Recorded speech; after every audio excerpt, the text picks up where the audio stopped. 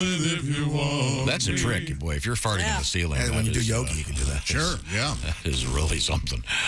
No, it's not okay to say Cinco that. de Fardo. We have a lot of regarding yesterday. Hey, is there any funnier T-shirt than who farted? Come on, who farted? Question mark. What about where's the beef? That was a good one. Where's the beef? No.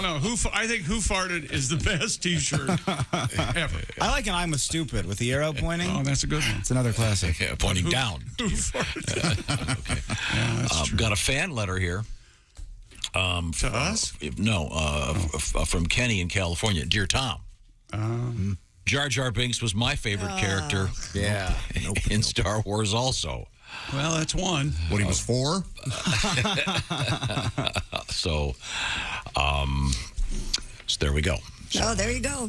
One person. You guys are on the woke wagon. That's opposed not what to it Jar Jar is. Binks. No, it's not that he talks funny or I don't cornball. care about that. It's just bad. Okay. Also, got this letter. No names, please, in big letters at the top. Say it. The new program manager for support of the radar systems at Cape Canaveral is named Mr. Fister. Mr. Fister. Oh, Mr. Fister. Boy. You know, even the shortest end Even of a that. snippet. It's rough. Yeah. You know, my favorite part about that, right after he was complaining about Jar Jar Binks and people being woke, I'm going to hit you hard with Mr. Fister. And that's the edit, as you pointed out. Yeah. Yeah, Josh, we know. thank you. Thank you. And delete. there is also a newscaster named Mr. Fister. Who's that moaning there? That's got to be Mike Mark. Let me listen again. Oh, it is? That's kind of his.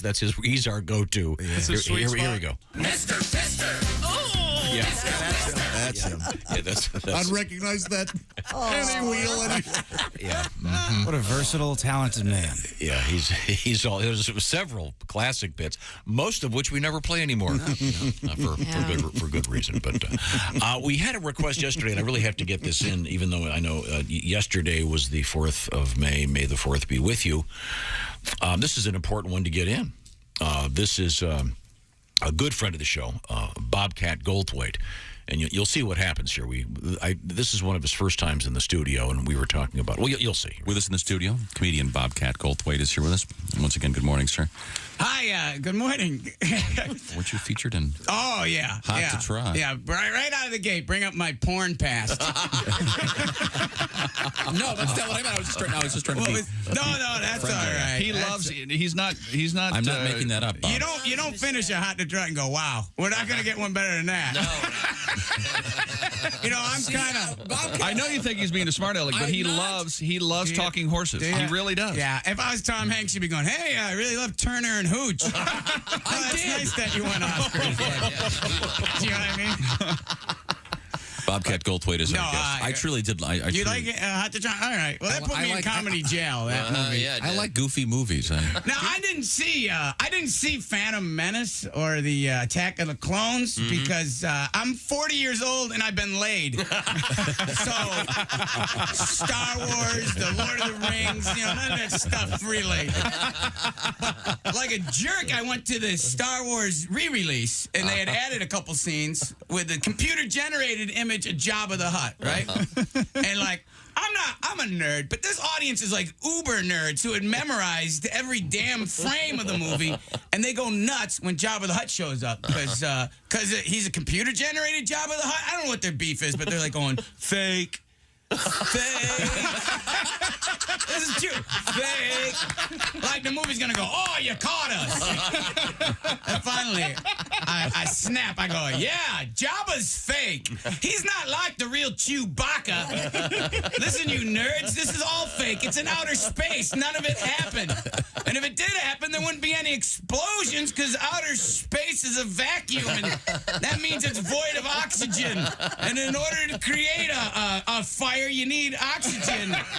In fact, in real space, the sound can't even travel in a pure vacuum. You would just have spaceship silently firing missiles into other craft, and they would implode and spin off course. That's the worst thing that could happen, you nerds. Actually, that's not what I really said. I know what you really said. I thought, later on I'm much clever. What I really said was, have any of you nerds ever seen a vagina? Could you pick a vagina out of a police lineup? If I had a vagina and a donut and a mop, could you tell me the difference between these things? Because the day you actually see one, you're going to throw that stormtrooper cookie jar right out the window. You're going to go, what was I thinking about? I go, I don't know. We've been trying to tell you about it for years. The great Bobcat Goldthwait and the classic encounter regarding Star Wars in honor of yesterday's celebration of May the 4th be with you. Now, today we get to drink margaritas. Yes. Today, Cinco de Mayo. That's right. All right. This is becoming a bigger and bigger thing, which is fun. And of course, in the American tradition, we take a holiday celebrating a culture and getting a lot more exposure, of course, in our country, and twist it around and turn it into a drinking party. And what's wrong with that? Nothing. We don't really understand what we're celebrating. No, we don't. May 5th, but we're going to drink. Yeah. No, we're happy about it. We're celebrating. We're chips honoring. and salsa and margaritas. It's the perfect day. That's why I Wearing say if you sombreros. fart 5 times, why can't, especially on Cinco de Mayo, why can't it be Cinco de Fardo? Okay, Or Cinco de Mayo, either one. But the point is that's No. that's somewhat disrespectful. I like chicks because he's not going for a rhyme. It's not cute. It's not It's not some marketing campaign. I'm so I want to say Fardo. So what is it again? Cinco de Fardo. 5 times on May 5th. Do you think that's disrespectful? However, Cinco, what is it? Fardo de Mayo. You could fart the whole month of May. So you pretty much do that anyway. Yeah. Oh, yeah. Well, I mean, yeah. it's Fardo de Euro. I don't really care. That's a Greek restaurant. What month it is. Yeah. Sparto. Careful. When was the last time you farted? Probably this morning, right? You got Get up to keep a log? What do you... this You don't morning? have a fart diary? Keep it a log. What a weirdo. He doesn't have a fart diary. Come on, Tom. You got to have a fart diary. Fart You gotta journal, keep at track. least. Did you ever do it in the shower? Oh, and yeah. then regret it because the humidity kicks in? Isn't a fart how Anne Frank's diary ended? I read. And that you couldn't go silent on it? I read. Is that where you're going? Well, that is it's all uphill from here. coming on from today's fart show. and they heard All it. right, It's we coming got from the the joke. attic. It's pathetic. Don't say diary in front we of have them. we have to move I forward here. read why farts are more aromatic in the shower than because the moisture in the air makes it. That was the point I was just making. Right. Yeah, you They don't always you don't smell go over to the worse in the shower shower. door, open it up, rip it, then shut the door. Oh, my God. I'm not saying I haven't done with that. You guys? Now, are you a shower door or a shower curtain guy? I got a shower curtain. I like the curtain. Ooh, germs. Yikes. Really? Well, you got to wash it every I can week. wash my curtain and Yeah, everything. wash it every week. I watch it. Heavy bleach. I wash it after I shower every time. Laden with spirochetes. Hit it midday. too. We'll be reviewing many of these things and editing most of the last breakout. But first, a quick preview of sports. We've got the NBA playoffs. We've got Jerry Jones in a car accident. For those of you who want to go see Ben Simmons this coming season play basketball, not so fast, my friends. Oof. And the NFL has announced they're going to play games in Germany and London and Mexico. So you season ticket holders, tough. Well, they still get to go to plenty of games. Really? If you're a season ticket holder, look. You get plenty of games, okay? Well, they don't pay for the ones they don't. What am I'm arguing with? I'd like to point out something. Chick did typical fan. Chick did bring to the table that was actually useful. It's SimpliSafe. You were going to say tidbit? The award-winning tidbit. What the hell? No, the award-winning home security system. Go ahead. You can talk now. You know, SimpliSafe not only protects your home against break-ins, your compound, but it also protects your home, period. This is a story from Terry. She was away for the weekend at her daughter's wedding. Oh. And the morning of the big day, she got a call from SimpliSafe, the professional monitoring center, 24/7. They let her know her system had detected water in her basement. In moments like this, time is critical. Even a little water can cause thousands of dollars of damage. Just ask Tom. Thankfully, SimpliSafe had detected the water just moments after the leak, protecting against a flood. Just one of the reasons more than 4 million people trust their home protection to SimpliSafe. Terry did, happy ending. She did get the water arranged to be turned off, and the day continued. And now they're all living happily ever after. Same thing happened to me. got the notice and got there on time. I was on the air when it happened. There you go. Called up my friend Greg and said, my sump pump stopped sumping. I now have two, by the way. Doubled up, yeah. And you can customize, design your system, and it's the do-it-yourself home security system. You do it yourself. SimpliSafeTom.com. Go there now and claim a free indoor security camera plus 20% off with interactive monitoring. Again, that's SimpliSafeTom.com. Coming up, something resembling sports, cool stuff in the news, and a bizarre story about the Fountain of Youth. Oh, you'll be amazed what they're fountaining. Right, Christy? Okay, good. This is the Bob and Tom Show. You're listening to Bob and Tom 24/7. You're so weird. You have no idea. Essential Morning Radio. This is Bob and Tom 24/7. 24/7. 24/7. Happy Cinco de Mayo, everybody. Good morning. I'm Mark Allison. It is Thursday, May 5th, and the celebration begins. Our West Coast Mountain correspondent Al Jackson will be joining us. And, of course, the Kentucky Derby taking place this Saturday in Louisville, Kentucky. And comedian Mark Klein, not just a comedian, but an expert on horse racing. He'll be joining us today talking about the 148th running of the Kentucky Derby. That's in the 9 o'clock hour. West Coast Mountain correspondent Al Jackson around 8:20 Eastern this morning. It's going to be a great morning. Glad you could join us. Buckle up, get another cup of coffee, and let's do it. Come on. You're listening to Bob and Tom 24/7. Pew, pew, pew, pew, pew. That's my Matt Stafford sound effects. Hi, everybody. Christy Lee from the Bob and Tom Entertainment News Desk. Well, the Rock and Roll Hall of Fame has announced its 2022 class, and it includes Duran Duran, Dolly Parton, Lionel Richie, Carly Simon, Eurythmics, Eminem, and Pat Benatar, along with her husband, Neil Giraldo. Judas Priest and Jimmy Jam and Terry Lewis are going to receive awards for musical excellence. Harry Belafonte and Elizabeth Cotton each will be honored with the Early Influence Award. The Rock Hall official inductions are November 5th in Los Angeles. The graduates at Georgia State University got Ludacris's words of wisdom during commencement yesterday. Ludacris received an honorary Bachelor of Science in Music Management and was a featured speaker. Ludacris had taken classes at Georgia State before signing with Def Jam Records back in the 90s. He returned to the university in 2019 as an artist in residence. And 8 tracks from a lost Ray Charles concert that were previously released only on vinyl and as part of a boxed set will come out on a digital platform tomorrow. Live in Stockholm will feature Charles performing an 8-minute version of I've Got a Woman and giving each of the Raylettes, backup singers, a spotlight moment on games people play. The exact date and where in Stockholm Charles performed this concert has been lost to history. I think they could find that, but whatever. Anyway, that's your entertainment news. I'm Christy Lee. More of the Bob and Tom Show coming up.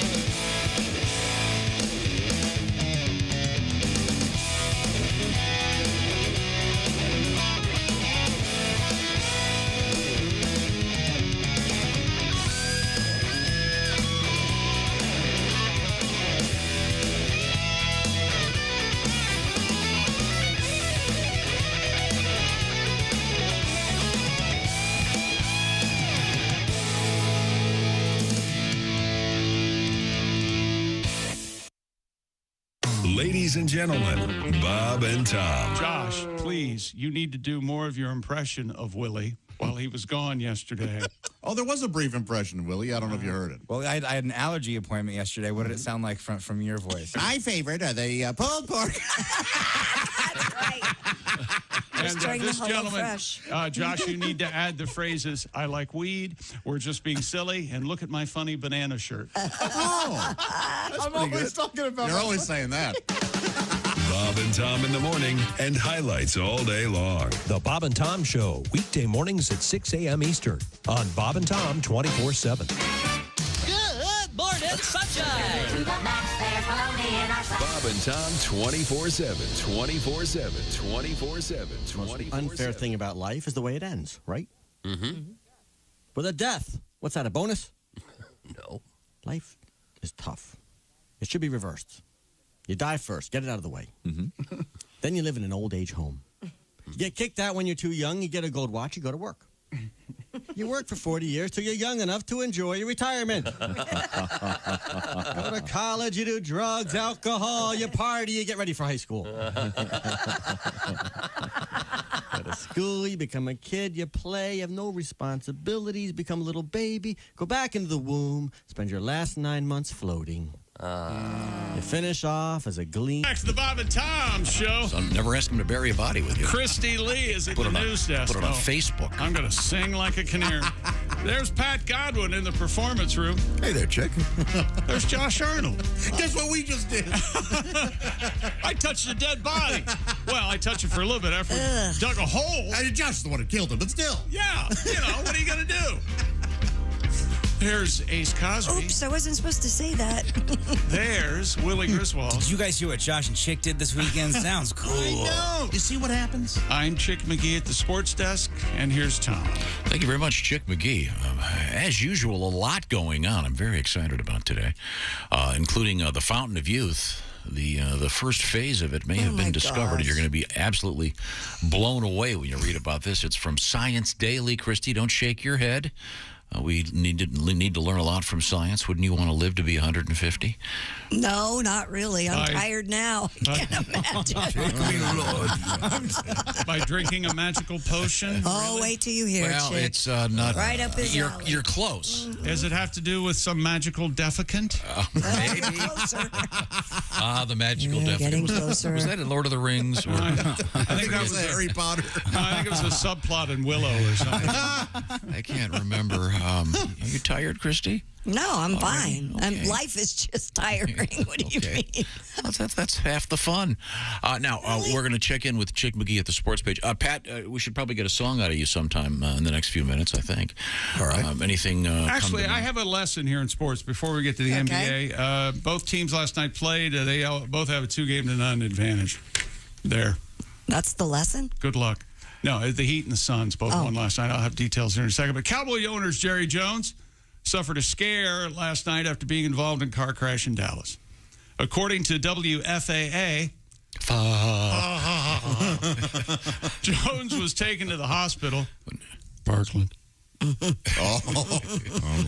Parkland Hospital. They found a bullet in the ashtray. Yeah, there's brains in the limo seat. My word. Sorry. He was taken to the hospital for precautionary reasons because, as we said, he's 79. Was it Parkland? I don't think so, but it could have been. It easily could have been. It's still there, right? I think. I don't know. 8 o'clock Central Time to assess the wreck last night. Not a lot of details right now. No one even knows if he was driving or not. So, in other words, they're having lawyers rewrite the... But it's made the news. And we'll give you the press release in a little bit. Hey, we're going to tell you what happened, okay? No need to worry your pretty little do all your head tests about tomorrow. We have to run it by Ted Sorensen and make sure that the... Ted Sorensen. Ted. Yeah, the breathalyzer can wait a week. Yeah, okay? come on. You don't need it Who's now. Kennedy's? Pierre? What was it? Pierre Salinger was the Kennedy Oh, yeah. Boy, those two names don't go together, do they? What? Pierre Salinger. Sure they do. No, it's more like Morty. I don't care about Pierre Salinger. I want to hear more from Jim. Is this guy's lawyer here? We got. It's good to talk to you, sir. Mr. Jones doesn't have to take your test now. That's, of course, the representative from Zapruder and Zapruder. What's the hurry? What's the hurry? Everybody relax. Can I educate you a little bit in the metabolic rate of a 79-year-old man? Here's the thing. Jerry needs a nap, about a 9 to 10 hour nap. There's some witnesses who said that he was driving erratically, and he wasn't. He was driving. I mean, do you see any pictures of him driving? No. His friend with the same.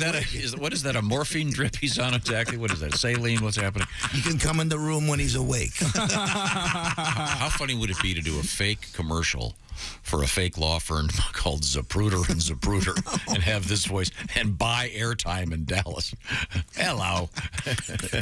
I'm Abraham Zapruder. For Zapruder and have you been injured? Or I'm A. Zapruder the Third. Yeah. You may know my family. I don't think they laugh about it like you. Have the whole thing on flickering Super 8. The people who know about it don't laugh about it, and there are a lot of people who don't know what Zapruder or who Zapruder is. You'd have to put it on the networks with an older demo. You'd have to make sure you're getting that crowd. We'll air it during NCIS. Or those that are semi-literate that, cracked open a book to find out how their town killed the president. Their town. So now it's the whole city of Dallas. So you move to a new city, you find there were like 25 mistakes. Yeah, I mean, if you read the papers the week before JFK got there. Editorials, here's the route with targets on it. Yeah, they really weren't very happy that he was there. I would love to see a government official reading an investigation going, well, there were like 25 mistakes. Apparently there were. They were driving far too slowly. He was in a convertible. Windows were open. They published the route that the FBI was supposed to be watching Oswald. Wasn't it CIA or the Secret Service? Weren't they out boozing all night and they were hungover? That I don't know. Is that part of the story? Well, and they were at Jack's club the night before. They were boozing at Ruby's club? Were they really? The FBI guys were all hungover. Yes! Wow. This is not even a part of these conspiracy. I got to talk to you more. You know a lot of smart stuff. I know some stuff, Willie. And what I don't know, I make up. No conspiracy. Oswald did it. You can visit his boarding house for him. Yeah, sure you can. Do you have any interest in doing that? A friend of the show, last time we were there, got a chance to lie down on the bed. That sounds delightful. Let's just say it was state law to do so. Thank you. Remind me never to bury a body with Josh. Between Josh and Chick, I spoke in code. What are you talking about? Really? I'm sorry. This was something resembling a sportscast. Zapruder Sports. Sorry. What do you got over there? Is that me? Oh, yeah. The Miami Heat, 119-103 winners over Philly. They're having trouble with no Joel Embiid. They're up 2-0. Chris Paul went off, as the kids say, 14-28 in the fourth quarter. The Suns pull away 129-109 to win over Dallas. They take a 2-0 lead. And Luka Doncic got into an altercation with a couple of fans last night. Did he get tech? He did not get teched up, but as he was going to the locker room, I think it was halftime, somebody yelled at him, and then he turned around and approached the guy, and the guy cupped his hands over his mouth and started yelling at Luka. Now, let's say you yell something at a 6'10" guy. Yeah. And he turns around and approaches you. Do you, A, run, or B, cup your hands around your mouth and repeat it? Cup my hands and repeat it. I want that lawsuit, baby. Run. Go ahead, Luka. Hit me. Were they both at the same level, or was the guy upstairs? No, he was going to the guy was on the floor, so he was going to. These players have to learn to shake it off. They have to. But they'll never do it. How about a social compact? And we're living in a society, and you shouldn't yell at players like that. Exactly. Yell whatever you want. No. I don't think so, Josh. Yes, you can. No, you can't. You can't yell whatever you want. Well, here's back to this. Okay, it's coming around the corner now. Part of it's obscured by the tree. Yep. And here's where the guy, right there's the first shot, then the tree comes in. Oh, I'm sorry. We're back in sports. Okay. I'm sorry. I thought you were in play-by-play of this. Yeah, I thought you were mapping over. Nope, still Zapruder. Doncic yelling at the sky. I was very into that bit. I'm surprised you bailed on that. That was going to be fun. You know, one wonders what one talked about before Kennedy got killed. Yeah, no joke. What did you talk about?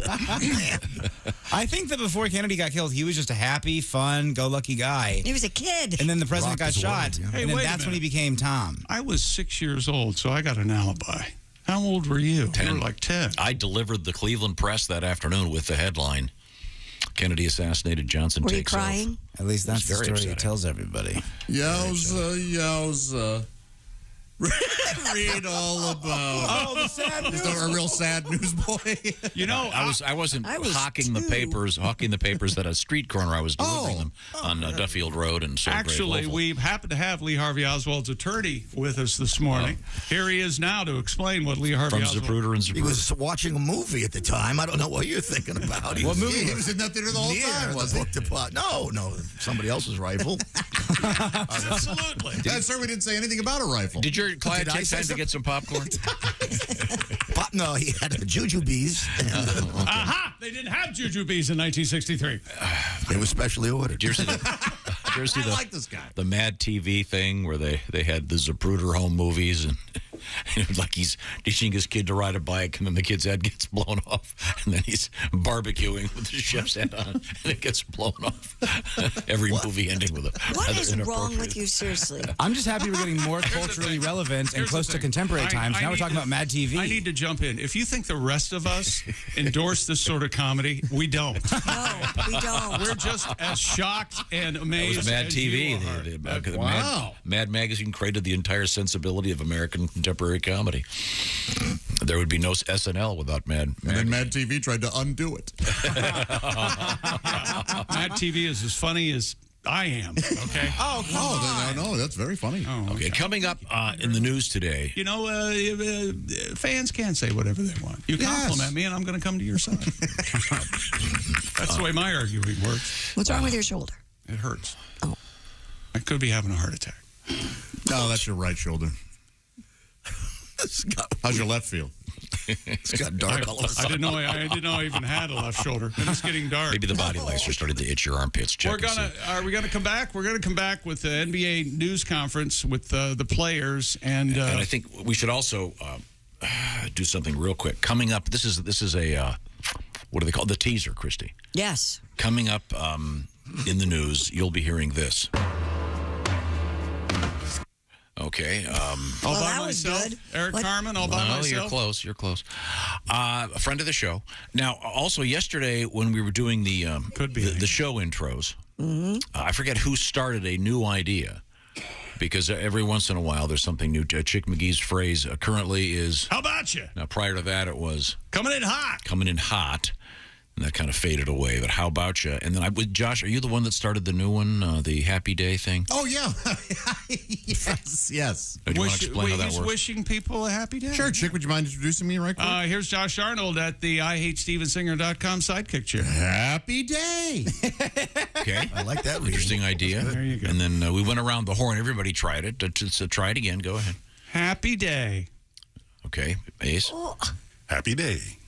Okay. Willie. Happy day, folks. Happy day. Christy? I ain't playing. Christy's not going to have a happy day then. Oh, happy day. There we go. Now the ladies start singing. You don't have to explain the audio to us. You know why they're happy? Because Jesus walked. You got a song over there, Pat? Oh, no, I was just kind of, we're learning the chords on that. That's a good song. Are you going to have a happy day? Yeah, yeah. Okay, how about this Start one? it How off about this one? Sunday, Monday, happy days. Tuesday, Wednesday, happy days. Thursday, Friday, happy day. Happy day. Yeah. See, isn't that cheering you up on this, the Cinco de Mayo? Sure. The Cinco de Mayo? Okay, It is Cinco de Mayo, yes. Very good. Okay. We'll be celebrating that again with some other delights coming up. We have the sports teaser right now. Like I said, the NFL is going to go play games in Europe. There's football. No, they're going to play I said archery. the NFL is going to go play games in Europe. Well, that could be football. That's a great question, Tom. battleship football league. They like that field hockey over there. Maybe the fellas can play some field hockey. Sports memorabilia headline and a world record. A big sweetie world record. With that Cincinnati score, they got beaten by the Ron Colley girls softball team. Yikes! Yeah, the Reds are what? 3-21 or something. Oh, poor very, Reds. very rough. But that young lady can pitch. Now, if you've been to the pharmacy lately, you may have noticed that, like everything else, some of those prices are going up, and some of those things start at ridiculously high prices. There are pharmaceuticals out there that cost $7,000-$8,000 a month. Yeah. So, yikes.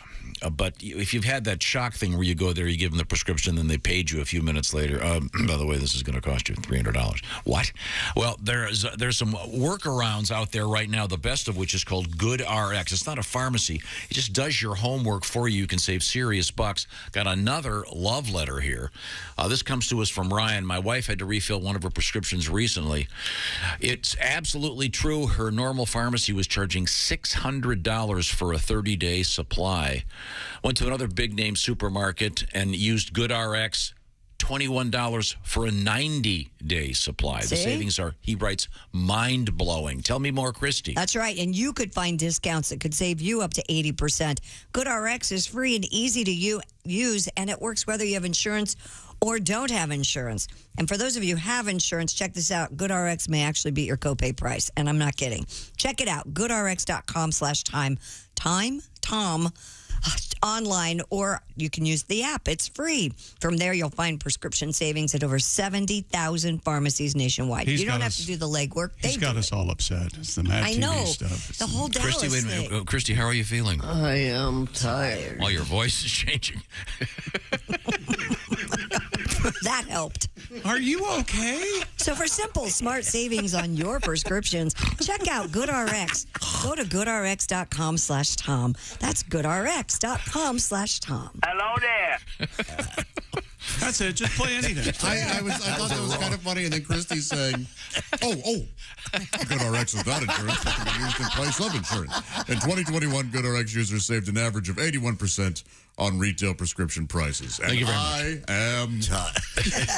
Thank you, Gordon. Hey, GoodRx, it's the real deal. Like I said, we're getting love letters about it. When we come back, any teasers? Oh, wait a minute, you already covered that. God, shut up. This is the Bob and Tom Show. Keep us with you at all times. Get the Bob and Tom app now at your app store. State law.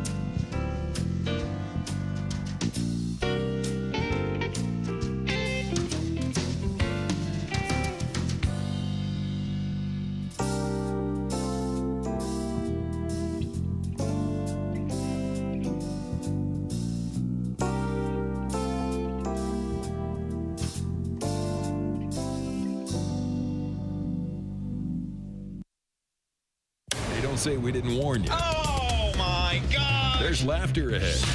This is Bob and Tom 24/7. And a good morning to you. I'm Mark Allison. You're rolling through a Thursday. It's Cinco de Mayo, everybody. Yes, time to celebrate with tacos, burritos, enchiladas, your quesadillas, your margaritas, all the great Mexican food and Mexican drinks. Yes, a celebration is on the way right here on Bob and Tom 24/7. Glad you could join us, Al Jackson and Mark Klein, talking about the Kentucky Derby on a Thursday. That's right, the Derby coming up this Saturday. Mint and juleps abound, and we'll continue on this Thursday right here on Bob and Tom 24/7. Good morning, I'm Mark Allison with things you may have missed on this Thursday, May 5th. Hong Kong reopening beaches and pools and a relaxation of COVID-19 restrictions, while China's capital, Beijing, easing quarantine rules for arrivals from overseas. Hong Kong had closed water sports venues amid an outbreak of the highly transmissible Omicron variant, but has been tailing off restrictions as new case numbers fall.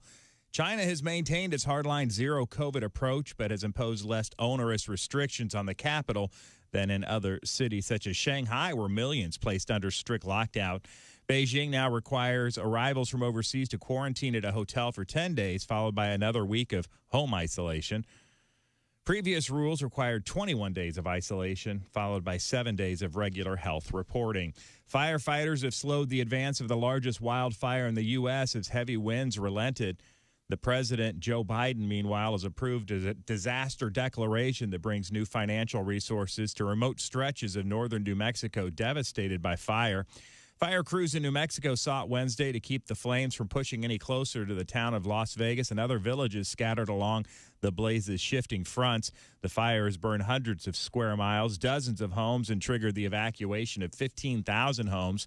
The new disaster aid includes grants for temporary housing and home repairs, low-cost loans to cover uninsured property losses. That's a look at things you may have missed. More of the Bob and Tom Show coming up. Ladies and gentlemen, Bob and Tom. We have the remix. Okay. I got 99 problems, but a bitch ain't one. Bitch. Bitch. You can rely on the old man money. It's a Bitch. Bitch. Bitch. The bitches. Bravo. Bitch. Oh. Bitch. That, of course, is Josh doing some pretty heavy sampling.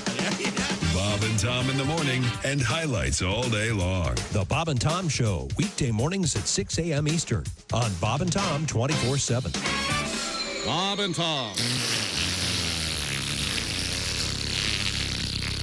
They put the F in professional. The minivan hearse thing. Have you seen this? Was that for dead soccer moms? I don't know. The funeral homes that have the Wait a minute. minivans that they... That's very funny. Have you seen that's it? good. The minivans go that home. they've put those, the fancy scroll work thing they put on the sides. God. Yes, I'm not making this up. And they're like the big town and country vans. Well, I didn't want to die before, but now I really don't want to. It's really disturbing. I just had this discussion yesterday with one of my You're sons. going to be dead, honey. You won't know. I know, but the whole minivan thing, The bumper stickers on that'll be horrible. You know, my orphan child is an honor student.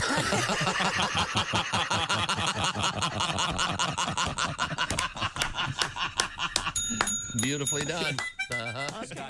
Hi, this is comedian Rob Haney, and you're listening to Bob and Tom 24/7. Greg Hahn is our guest. I went out with this one girl. Can I say this? Sure. Get a load of this. I'm on a date. I was out with this girl, right? Here's what she says. It's true. She says, oh, I did something she didn't like. She goes, oh, you just lost some points. Whoa, there's points involved. It's a point system that the women have. It's a point system. Men, we don't know what's going on. All we know is it involves points, and all of a sudden, we're down. You know what I mean? I was doing my impression of her mother. She's like, oh, you just lost some points. I'm like, really? How many did I start out with? Don't ask any questions. You're just going to lose more points. Well, transfer my account to your younger sister. My most recent marriage was a disaster. It made the wreck of the Edmunds Fitzgerald look like a fender bender. Wow. Hello. And you remember Lord's famous line about gun control. Yes. The relationship taught me a lot. It taught me they won't sell you a handgun if you're crying.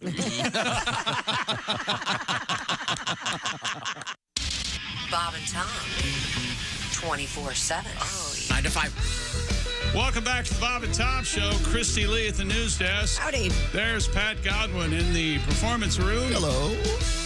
Supposed to say happy day, remember? Happy day. That was a bad one. No, I like the way you did it. I'm going to try that. I can't explain it. Yeah, I don't know how you did it. That kind of pissed me off. I did. Did it? There's Josh Arnold at the You hate it when they sound insincere. IHateStevensinger.com Happy day. sidekick chair. See, that's Happy that's- day. that's- Happy day. now you sound like the guy with in this pet cemetery. Yeah. Oh, yeah. Happy day. No. Sometimes you're better dead. Yeah. No. Sometimes dead days is are bad. happy. Wait a minute. I'm Chick McGee at the sports desk. There's Ace Cosby manning the track phone hotline hot phone. There's Willie, and here's Tom. Thank you very much. You're welcome. Very much. I can tell he's ready. Yeah. We just have so much going on. Yeah, I know. I don't know where to start. We should You've had probably 18 leave. cups All of those coffee papers. You and- do it. 18 cups of coffee, 48 sweeteners. You're ready to go. Someone ate my boiled egg. I'm pissed about that. It was not me, and I would be pissed too. It's not me. This is really upsetting you. Who You plan on a breakfast. do? and I then have, when to, somebody do I eats have it, to you're- lock the refrigerator when I leave? No, but you got a little protein box yesterday. You left the boiled egg in the fridge, and now it's gone. Somebody else ate it. Well, the best part is he got the protein box yesterday, and he goes, "Do you want to split this with me?" And then after he got it, he never offered it. Do you remember that? Yes, and you said, I said, do you want to split with me? And you said no. I said, yes. Sure, I'll help you. Oh, so you ate the egg. I did not eat the egg. Who ate the egg? I'm eating this. No, I did not eat the egg. That looks delicious. Ah, yes. Egg whites. Dried rice and sawdust. Yeah, it's nothing like Protein a bar. Metamucil cookie. Yeah, no joke. Why don't you want those? They're not cookies. What are they? Wafers? They're Metamucil fiber I thins. believe they're fiberglass dipped in orange juice. Oh, they're terrible. Oh, they're delightful. I've had one. You gave me one. And these things, you will arrive like the 505 train. They're certainly effective. They're certainly effective. They're very tasty. I get the cinnamon. Thanks for asking. Oh, you didn't give me the cinnamon. You gave me some other one. No, I've got a whole case of them. What are you on the Kiss Ass bus today?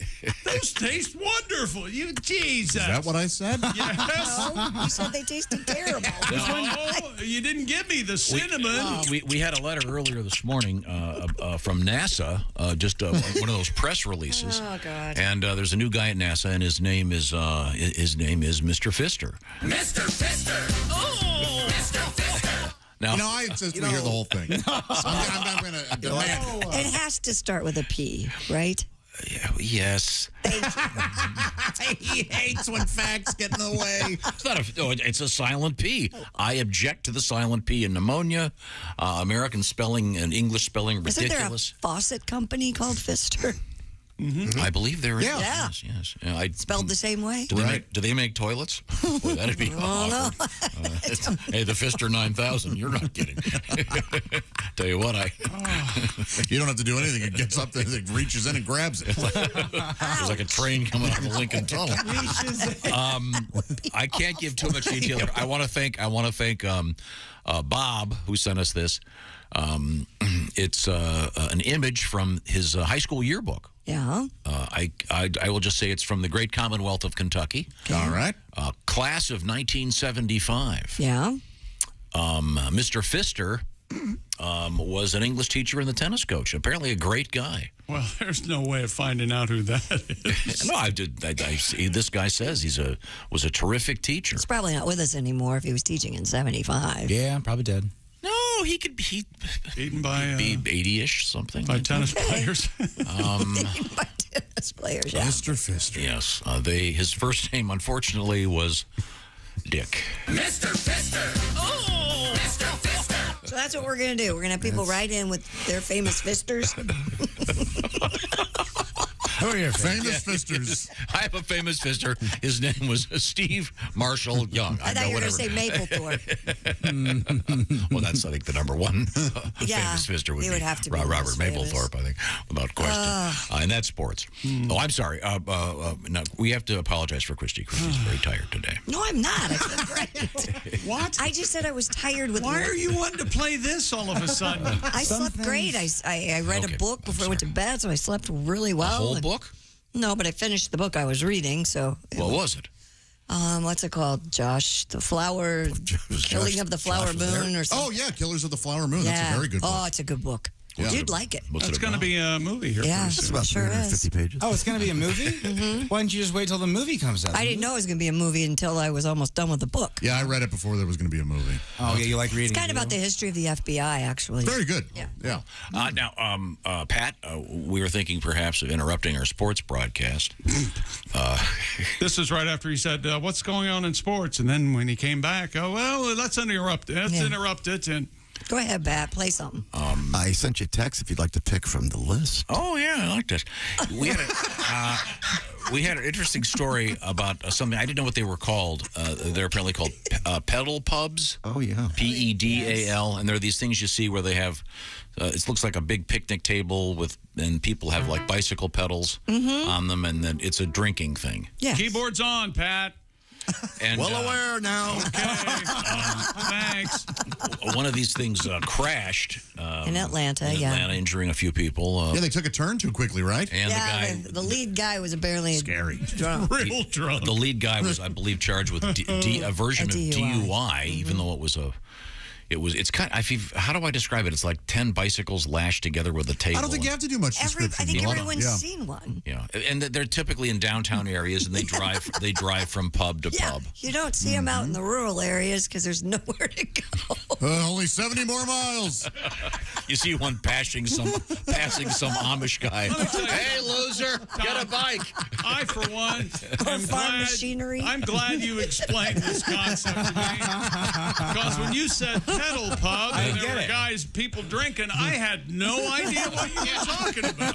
Thank you. I did not know they were called pedal pubs. That's because you don't get out. You don't do anything. I see them blocking the roads. I hate these things. They're real big for bachelorette parties, right? No, they're big for They're always smiling. It looks like it's a fun thing. It looks like a fun thing. Yeah. Have you ever been late for something and there's a car in front of you and you're going, this car has to move, and instead of just being a regular car, it's like 10 22-year-old girls and TikTok. So really, you were upset about being late? I was and they're all smiling and having the time. Had you left a little earlier, that wouldn't have been a problem. You wouldn't hate these things. You know what? You're right. Let people drink on the street, Josh. Just let the drunks ride bicycles in the middle of the road. No, and the fans can say whatever they want to the players. It's okay. I believe the last time my daughter did this, I got a call at 1:30 in the morning saying we've lost our car keys. So I see. It can be a good time. So I mean, a DUI on a pedal. What's it called again? A pedal pub. Not really a shock. No. It's I don't know. Let's just hear our song. It's a tribute to getting drunk on a. Yeah, I don't know who kept interrupting this, but let's just hear it. Chick, is the keyboard on? Yeah, Pat, it is. All right, calm down. You can start now, please. Tipsy, give me one more or two. We're taking a little trip, you see, having more than a few. Me and my friends are getting blotto, and we're not in an auto. But our driver's high, got a DUI on a pedal pub built for booze. I guess this is the 45. I was hoping for the LP, but no. How it went the last time. Okay. It really is. You sort of left us hanging. Should have been prepared. Left us hanging. Let me see. Oh, you weren't prepared. I'm looking at your list. So it's right on there, number one. Well, I say rehearsal is over, and when we come back, we'll start doing the show. Wait, right after we come back, we have to start the show, or can we kind of warm up a little while more? You and I will zip zap stop in the hallway. A bunch of drunks on a self-propelled trolley. What could possibly go wrong? What a stunner! More sports coming up. Okay, good. We'll get to more sports coming up. Do you think at like 11 a.m. there are some of those with just one guy on them? Like you'll walk into those bars before lunch and there's just one dude sitting there. It's not playing like a Jason Derulo song. It's playing Hurt, the Johnny Cash version. One guy. I'd like another soda water, please. Yeah, sad, really. Be right back with some sporting news.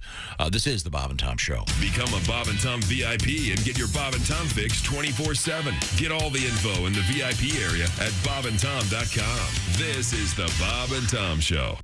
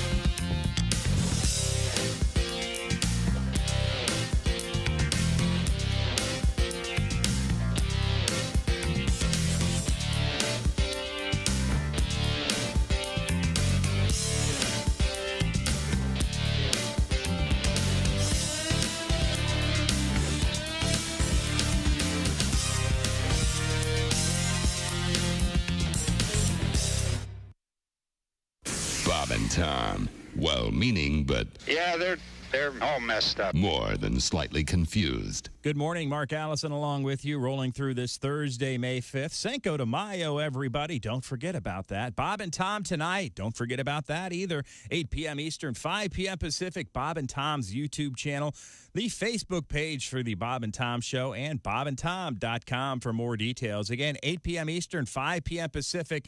It's highlights from today's show tonight. Give it a shot, won't you? Bob and Tom tonight. Again, 8 p.m. Eastern, 5 p.m. Pacific, right there on Bob and Tom's YouTube channel. Click the red subscribe button and join over 100,000 other Bob and Tom fans from around the world who have joined the Bob and Tom YouTube channel. That's right. It's free to join. Doesn't cost you anything. Free, free, free. Enjoy that while you can. And you're listening to Bob and Tom 24/7. Hi, everybody. Christy Lee from the Bob and Tom News Desk. Asian stock markets have followed Wall Street higher after the Federal Reserve Chairman downplayed the likelihood of bigger rate hikes following the U.S. Central Bank's biggest increase in 2 decades. Shanghai, Hong Kong, Australia, and Southeast Asian markets advanced. Markets in Japan and South Korea closed for holidays. Wall Street's benchmark S&P 500 index climbed 3% for its best day in 2 years after the Fed raised its key interest rate by 0.5 percentage point or double its usual margin. Oil prices gained for a second day after Europe moved closer to an embargo on supplies from Russia. Chief Justice John Roberts is ordering an investigation into, quote, an egregious breach of trust in the leak of a Supreme Court draft opinion on abortion. Despite the Biden administration's curtailing the government's ability to seize records from reporters, the court's marshal operates outside of that chain of command, opening the possibility for an investigation without traditional guardrails to protect journalists' sources. And the feds also promised to add air traffic controllers and take other steps to improve the flow of planes in Florida, which airlines say has become a weak link in the national airspace. If you've had any trips to Florida recently, you know what I'm talking about. So the FAA will add staff at a key air traffic control center in Jacksonville and other hot spots. Air traffic to Florida picked up more quickly during the pandemic than any other place, and airlines have scheduled even more flights this summer, raising concern about aviation bottlenecks that could spread nationwide. And that's your news. I'm Christy Lee. More of the Bob and Tom Show on the way. Good morning, sunshine. Bob and Tom 24/7. 24/7. 24/7. Kiwi Rogers is our guest. Kiwi, having just met you, I can just guess you're obviously an athlete of some sort. Yeah, I work out a little bit. They have the whole thing where you pump weights and all that stuff. Yeah. But you got to have that cardiovascular, man.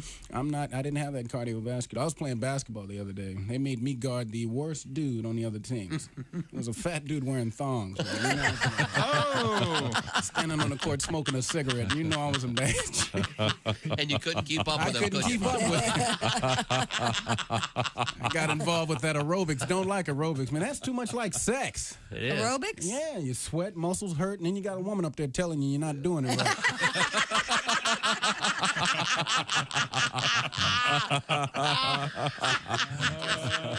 Hi, this is Bob and Tom 24/7. My name is Jim Gaffigan. I have to go and, well, I just had a so you know where I'm going. Jimmy Schubert is our guest. Any other interesting news headlines, Christy? The FBI has identified the source of the virus-like blaster infection on the internet. The suspect, an 18-year-old who has not been identified but is expected to be arrested today. Now, can we execute 18-year-olds in our society? Yes, we can. Okay, I'm there. I'm voting for it. Mm-hmm. Yeah. You know, you can tell the kid's not getting laid. Any kid that's getting laid on a regular basis is not creating computer viruses. How true. So it's basically, that's a sex education in high school.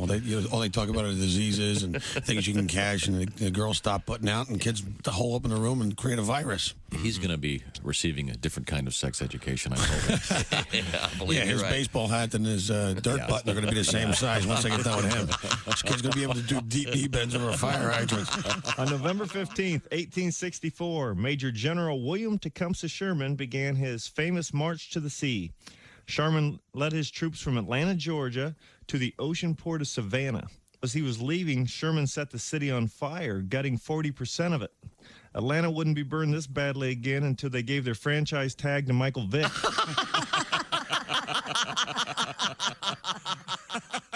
Hey, guy, it's Kid Tarmac. This is Bob and Tom. The road to get assistance from AAA. Welcome back to the Bob and Tom Show. Christy Lee at the news desk. AAA good. There's Pat Godwin at the Performance Center. Hello, chick.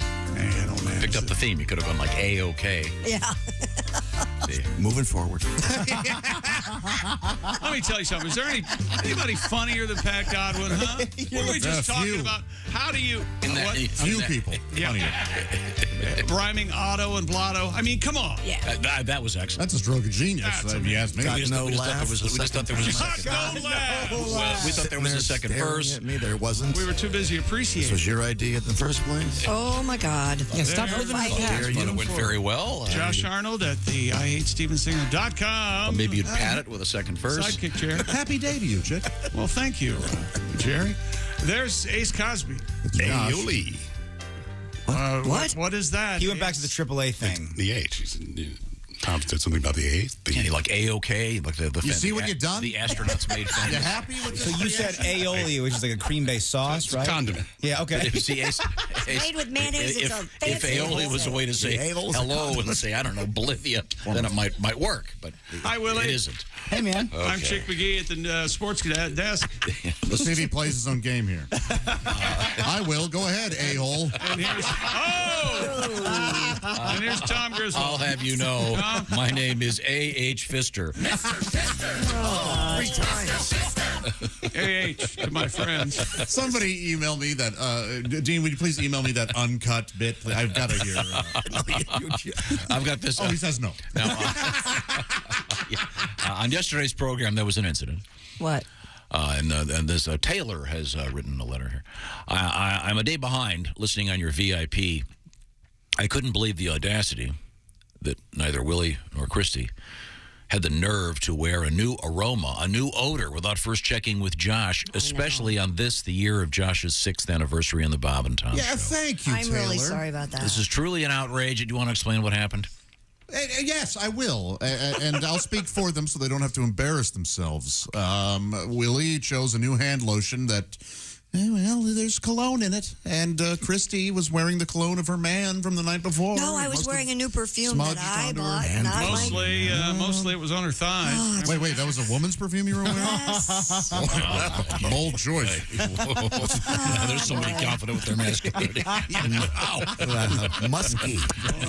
Yikes. God, I hate you. You get that with a beard trimmer? You were telling me he didn't date a lot, right? Feline musk. How did Christy get in the crosshairs here? I don't know. I blame this guy. I'm sorry. So, wait a minute, Christy, has this happened yet? If you had to say, look, they don't mean anything. Yeah, they're just teasing. It turns out Christy's perfume was not bothering me at all. Unfortunately, it was Willie's hand lotion. Yeah, and he's been great about it. He said he was going to. Well, I see you still got it in here. Still there. Oh, as he squirts. No, I'm not going to do that. Because you are allergic to certain. It's a weird.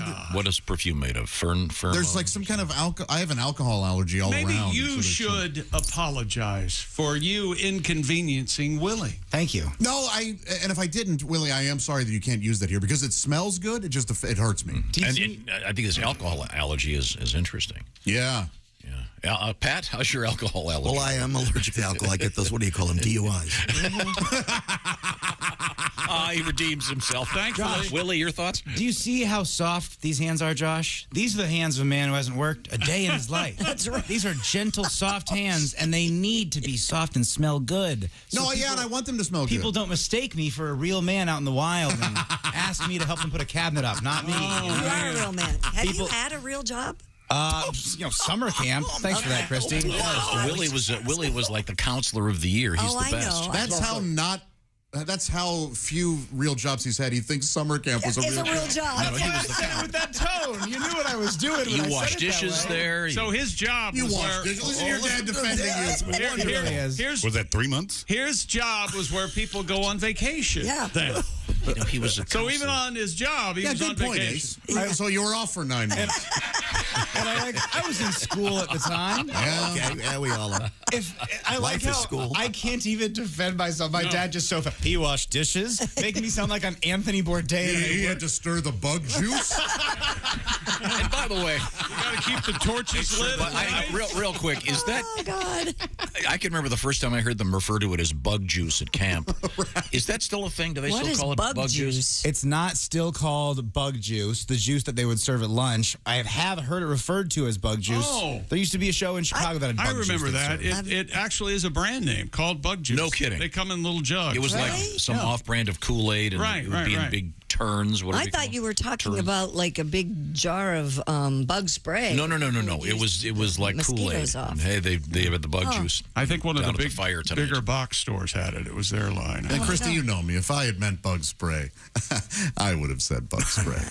I don't misspeak. I see. I talk very goodly.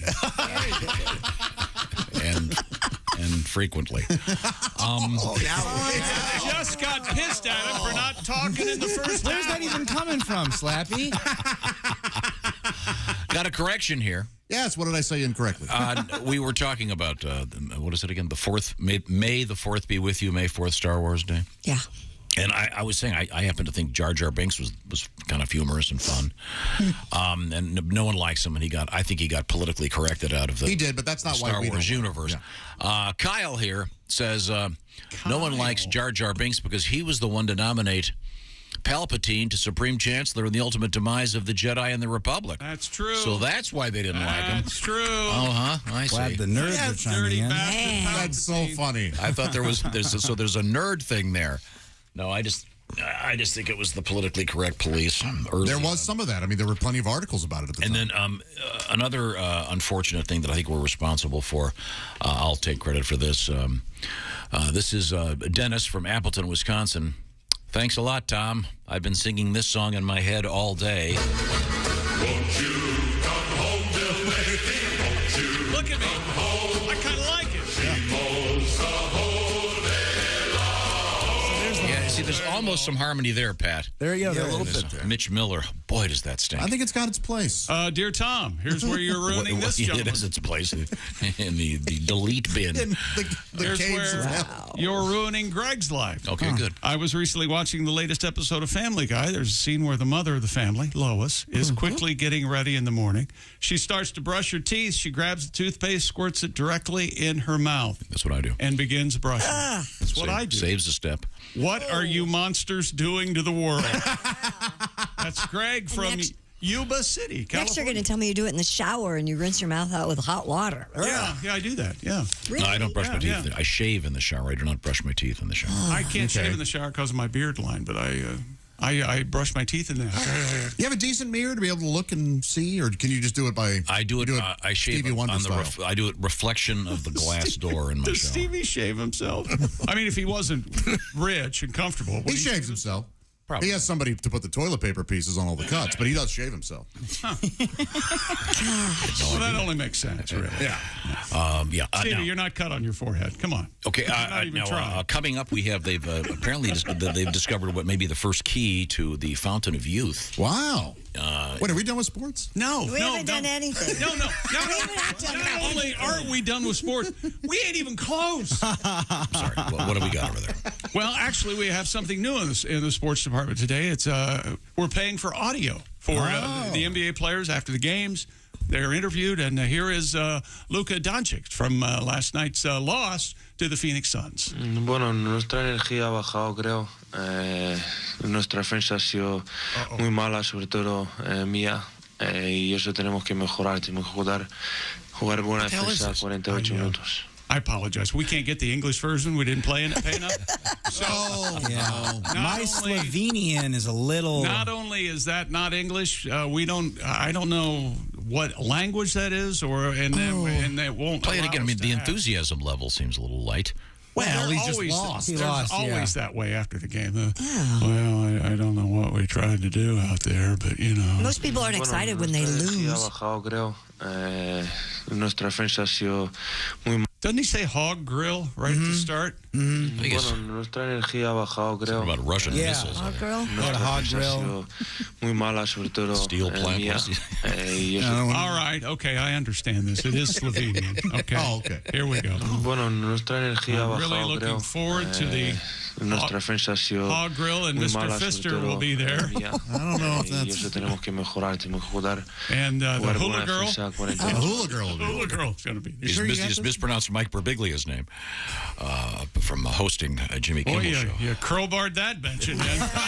Well, because coming up we have Why don't you just mention it instead of doing that? we have some Mike Birbiglia news for you. Certainly looking forward to that. And what else is happening in sports? Give me the teaser. Ben Simmons says, according to ESPN's Adrian Wojnarowski, reported he's expected to need 3 to 4 months of recovery time and should return well ahead of training camp.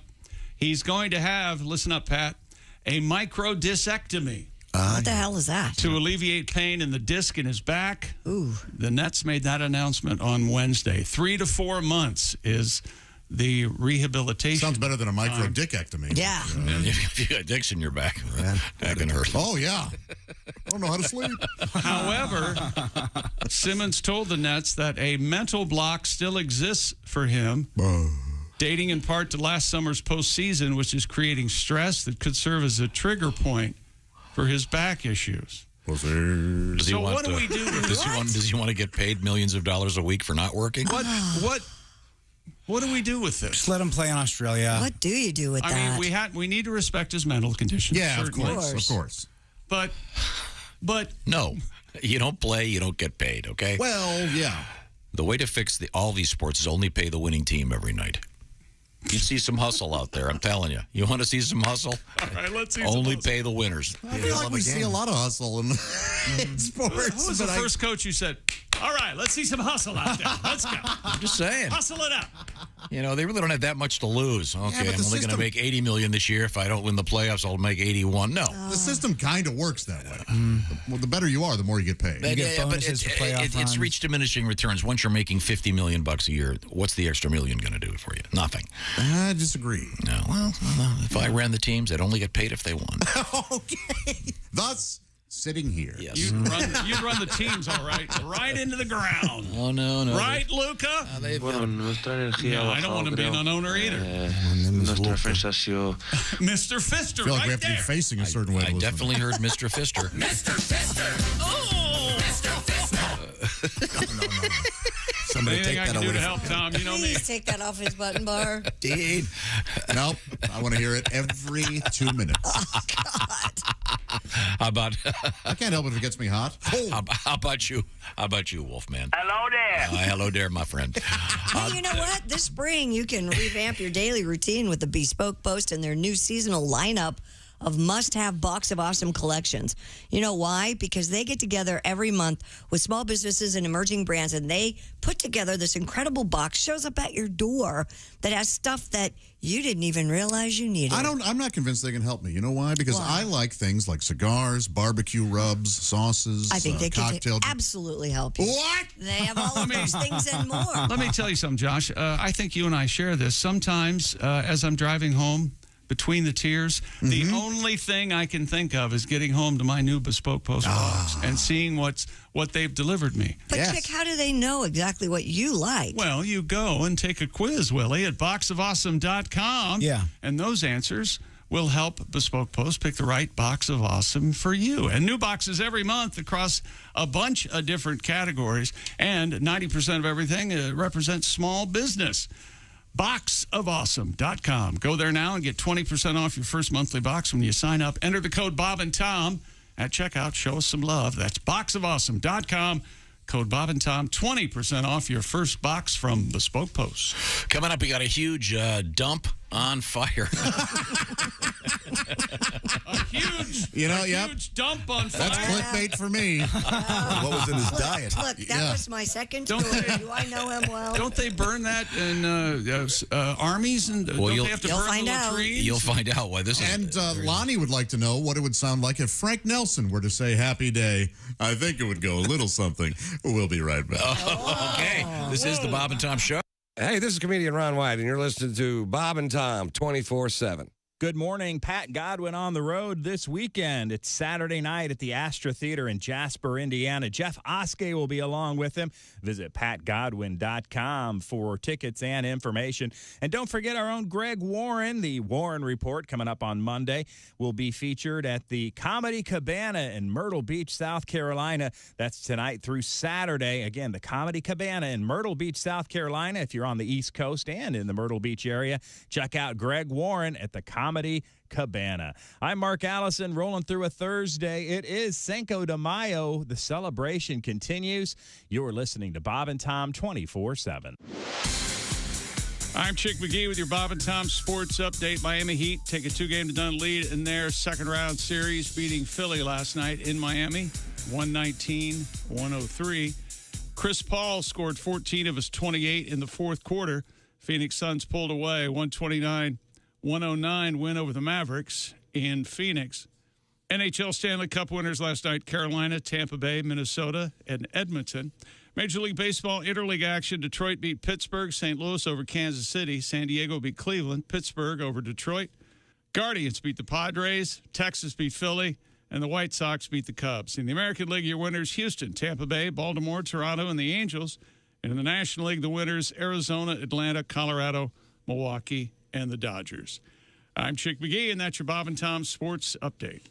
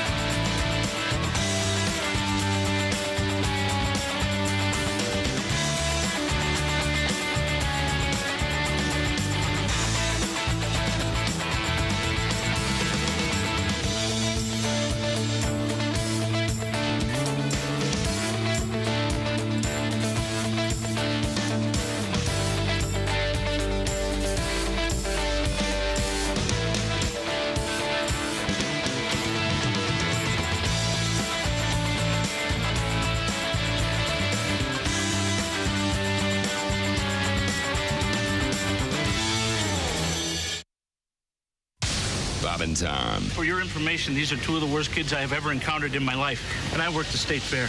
We were stupid before stupid was cool. Do you remember the dramatic rescue of baby Jessica when she fell down the well? Remember she was 18 months old? Yeah. Believe it or not, baby Jessica is a baby no longer. She was married over the weekend. No kidding. She is now 19 years old, and she apparently tied the knot Saturday at a rural church outside Midland, Texas.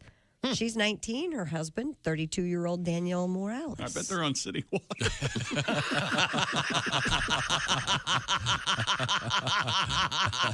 Chick, I forgive you for everything you've ever done.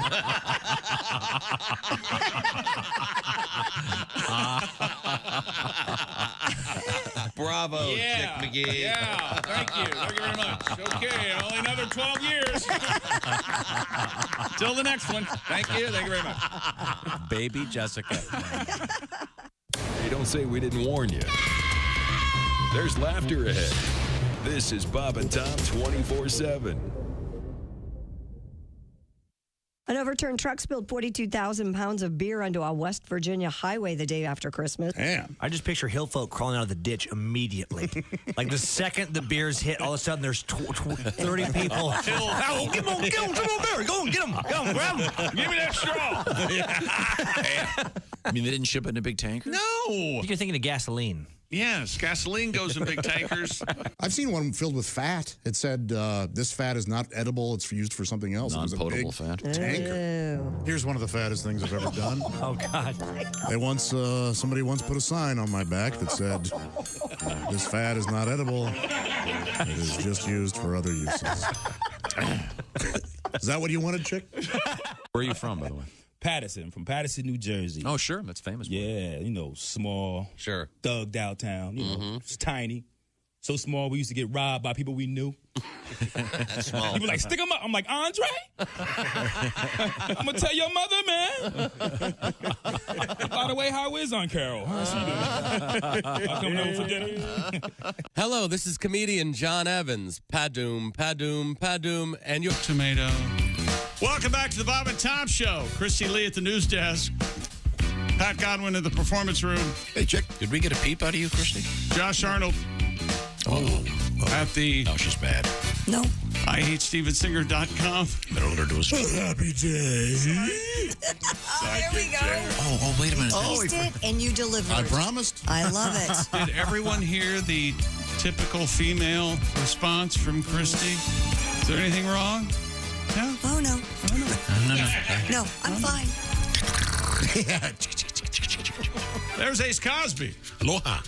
Aloha. There's Willie Griswold. Morning. I'm Chick McGee at the Sports Desk, and here's Tom. Well, thank you very much. Now, once again, Josh, that was your impersonation of the great Frank Nelson saying hello, dare. What was it again now? Saying happy day. Saying happy day. Okay, very good, very good. You want to try it again? Happy day. Yeah, what do you think? Oh, I'm sorry. Oh. Let's hear the real Frank Nelson. Okay, here we go. Frank, take it away. Now, let's see. I wonder where the jewelry department. Oh, mister. Oh, that's hard to beat. But I appreciate it. That's how he would do it. That's exactly what he would have done. Perfect. You think it's perfect? Yeah. Okay. Nice job, Josh. Real good. Wow. No, I enjoyed it very much. I really turned around. Thank you, Lonnie, for that request. Yes, I enjoyed that. You asked me to dance. You don't appreciate I enjoyed that. Now, Pat, I know that Pat, you're a little distracted because you're getting ready for the big show. Oh, I am, yeah. Pat Godwin, this Saturday, the Astra Theater. The home of Astroglide. No, true. No. Theater in Jasper. Jeff Oskey and I will be performing Saturday night. Saturday night, the Astra Theater in Jasper, Indiana. What do you guys roll dice to see who headlines? Oh, no, I do 5 minutes up front. Jeff does an hour and a half. Yeah. I know Jeff. I get in and out. I know got Jeff. Kids. He loves following music, man. That's his favorite thing. Okay. You'll be great. Should be a fun show. Yeah, that'll be a lot of fun. Other shows here coming he up. is, guitar comic.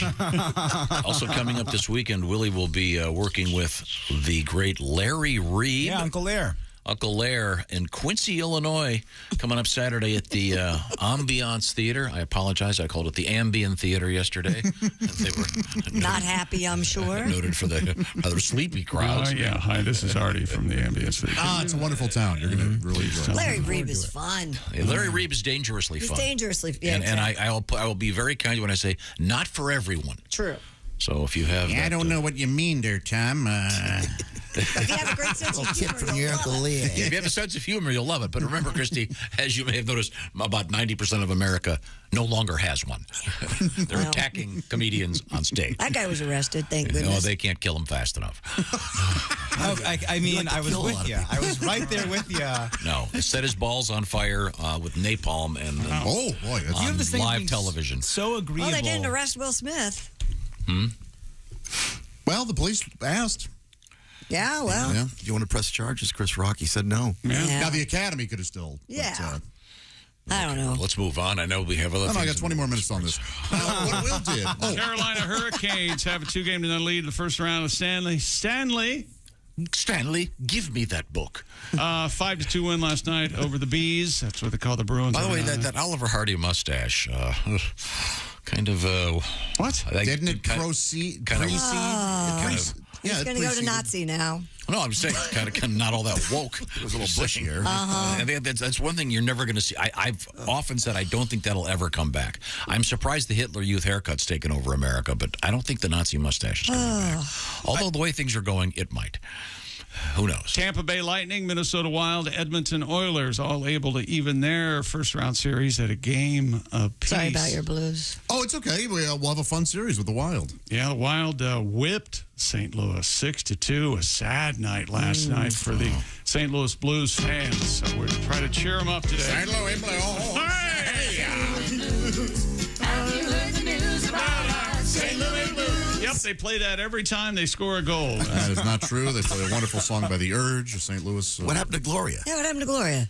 Oh, Mike, you don't mess around with that. I mean, that was Do they take 1 time year. out between? Oh, really? They don't Yeah, do that that helped win them the cup, and then it's out. It was over. They don't continue with it. I'd say that's a superstition. Good. Oh, maybe they'll bring it back, though, if they get closer to the cup. Maybe that'll happen. Let's hope not. You think? I don't know, man. Can they get her to come sing it live? Didn't she? Wow, yes. You know, they can't. Oh, no. Maybe a hologram. She died of Yeah, okay. Boy, if they're working on that. painful death. Save your money. The NFL has announced details for games that'll take place in Mexico, London, and Munich this upcoming season. Munich, wow. The first regular season NFL game in Germany. They get a bonus if the score ends in 9. No, they don't get a bonus if the score ends in 9. No. It'll be Tampa Bay. You and get a bonus Seattle. if nobody's kidnapped. Man, it's a rough crowd today. You missed your favorite joke, by the way. Tampa Bay is going to be playing in Munich. Tampa Bay and their coach, Bruce Arians, is going to be playing in Munich. You got anything Wow. on that part? Yikes. Actually, Will his Todd Bowles followers, the Aryan Nation, be going? You're right. Excuse me. You're right. But Bruce Arians will probably be there somewhere. He's the general manager. He's front office now. I think so, yeah. He was in the draft room on draft day. Tampa and Seattle at a place called Allianz with a Z, ALLIANZ Arena. November Did you see the 13th. last time they played there? I thought it was really tacky. As you know, when they play the Super Bowl, Yeah. they make shirts for both teams, T-shirts. Yeah, the winners, yeah. So they have all these. For example, last season, Christy, do you remember who played in the Super Bowl? LA Rams. Skyline Chili. Rams and Bengals. Yeah. And of course, it was won by The Rams. the Rams. Very good. So they had 40,000 Cincinnati Bengals Super Bowl champion T-shirts printed. So they got to get rid of them. Well, in my heart, they were the champion. I would have worn one. Number may vary. And so what they do is they take them to these foreign games where these people have no idea, and they sell them for big money. Oh. Yeah, that's right. We'll just watch after the games. Okay. You'll see. They have those Buffalo Bills Super Bowl T-shirts. They're still selling. 3 games. 4 styles, I believe. 3 games are scheduled in London in their first international regular season game. They're the only game that hasn't played. How's that Moscow? Is that the only Moscow game coming up? The only team they haven't played international. Chick, please. Tom's got Moscow jokes. I know. Will you let him? Aren't the teams tired by the And time now, they get there? your Moscow oligarchs. The Green Bay Packers. Oh, they're not here? Well, not that we know of. No football for you this year, Russia. Boy. Packers take on the Giants at Tottenham Hotspur October 9th, 1 week after Minnesota Vikings play the Saints at Tottenham. And then Wembley will host the Broncos against the, as they'll say it when they move to London permanently, Wembley. the Jaguars on October 30th. The final international game next season will be between the 49ers and Arizona in November in Mexico City. They play in the soccer stadiums. Oh, sure, they're huge. Yeah. So when you if sometimes they'll score a field goal, laughing at nothing. You have to say field goal. Much like me. Can't we just keep it here? Come on. It just seems like it's a long way to go, and the teams would be so tired by the time they get there. When they go to, they have a bye week the next week, so okay. That's how they get around that. Although that doesn't happen every year, but I think Washington got the short.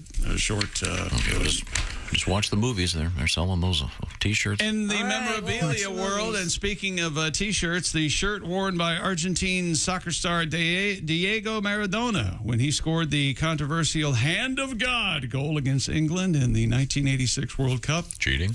Sold for, a lot of people say so, sold for $9.3 million. Wow. The sale marks the highest price ever paid at auction for a piece of sports memorabilia. The previous record for a piece of sports clothing, $5.64 million for a Babe Ruth Yankees jersey from 2019. I didn't even know Madonna played soccer. Maradona, not Madonna. Lady Maradona, selling all of your shirts. There you go, Pat. He's writing your songs for you now. I could have played it. What did... You're very good. Oh, that was close. A little clam there. Good timing. Very good. A Minnesota man with extraordinarily large hands. How big are they? Has become an arm wrestling champion. Big hands, you know you're the one. Have you seen a picture of this guy? No, of course not. I think it's his You got forearm. Google man with large hands? Yeah. I do. It's not his hands. It's his extraordinarily large forearms. Has become an arm wrestling champion. Jeff Dabe, D-A-B-E, whose forearms measure over 2020 inches in circumference. Holy simoly. I got you, Dabe. That's kind of... You're on fire, dude. I know. Godwin, go home. I went home an hour ago. He started wrestling in high school, and fans gave him the nickname Popeye. Okay, Christy, if I can get this, his hands and look at his hands. They're the size of basketballs. Come here, look at this, Josh. It's freakish. Hands or his forearm? Both. His hands it looks like he's got a baseball glove on. I wouldn't say freakish, but yeah, this isn't a trait. This is a medical condition. I'm not going to brag, but I did the arm wrestling championships for ESPN a couple years in a row. Wow. Was this guy there? He was not there. Looks like a probably nice guy. in diapers. They are gigantic.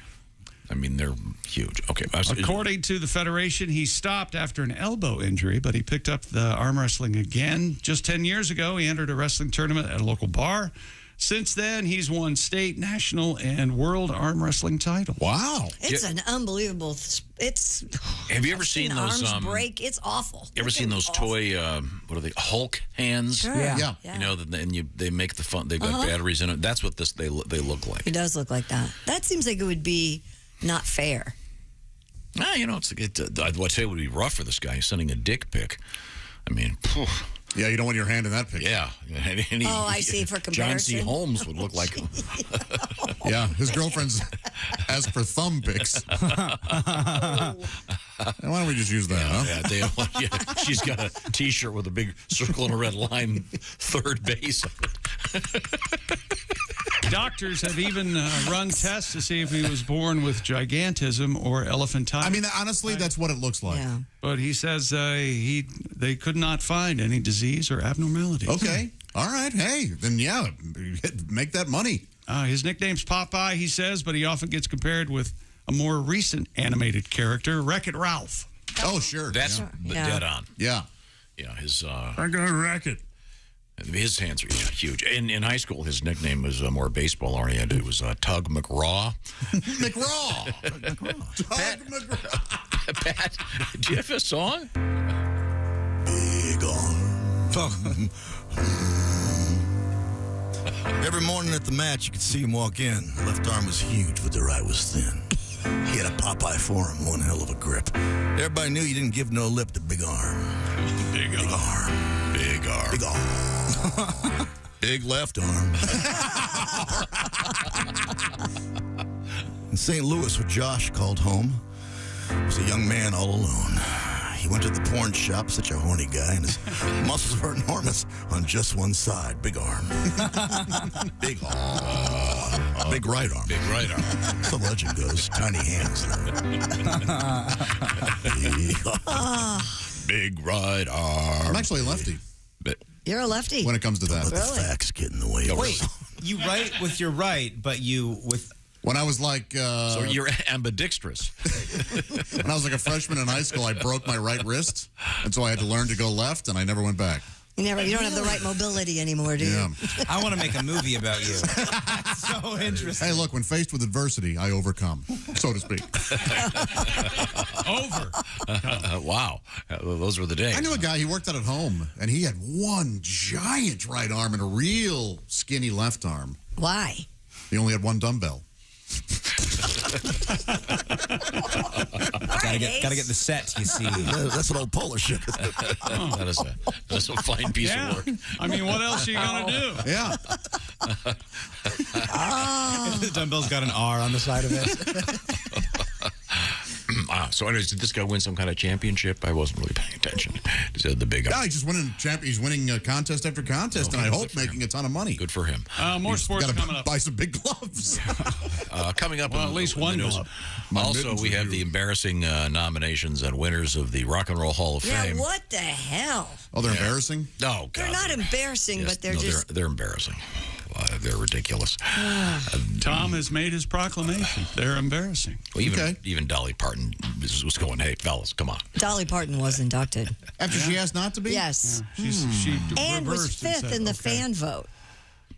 That's weird. Yeah. It's the Rock and Roll Hall of Fame, you see. Yeah. Nothing rocks like Dolly. All these stories coming up. This is the Bob and Tom Show. For a complete copy of the Bob and Tom Show contest rules, go to bobandtom.com/contest-rules. Or just scroll down to the bottom of the page and see contest rules. This is the Bob and Tom Show.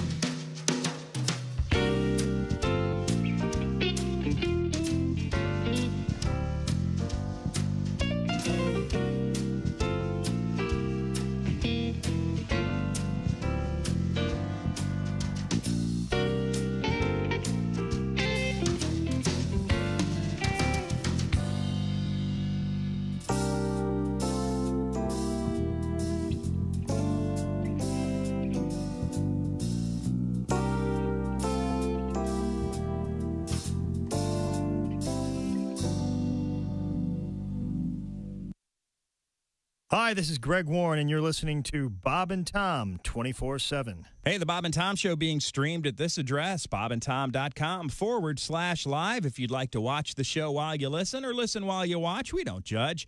It's the location of the Bob and Tom live video feed. We've got 6 or 7 cameras in studio. We switch back and forth so you catch all the action. You can watch the show as it happens. bobandtom.com/live. For those of you that want to continue to listen to the show, keep it here on Bob and Tom 24/7. West Coast Mountain correspondent Al Jackson on the way, and we'll catch up with the Kentucky Derby coming up this Saturday with comedian Mark Klein. He's an expert on horse racing, and he'll give you some inside knowledge for those of you that like to bet on the ponies. That's right, the 148th running of the Kentucky Derby. Comedian Mark Klein joining us in the 9 o'clock hour right here on Bob and Tom 24/7. Hi, everybody. Christy Lee from the Bob and Tom Entertainment News Desk. Well, the Rock and Roll Hall of Fame has announced its 2022 class, and it includes Duran Duran, Dolly Parton, Lionel Richie, Carly Simon, Eurythmics, Eminem, and Pat Benatar, along with her husband, Neil Giraldo. Judas Priest and Jimmy Jam and Terry Lewis are going to receive awards for musical excellence. Harry Belafonte and Elizabeth Cotton each will be honored with the Early Influence Award. The Rock Hall official inductions are November 5th in Los Angeles. The graduates at Georgia State University got Ludacris's words of wisdom during commencement yesterday. Ludacris received an honorary Bachelor of Science in Music Management and was a featured speaker.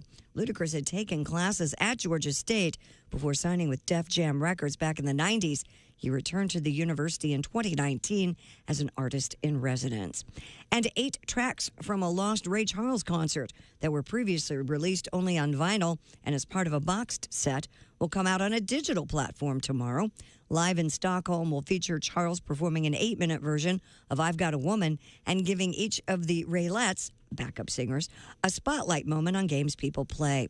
The exact date and where in Stockholm Charles performed this concert has been lost to history. I think they could find that, but whatever.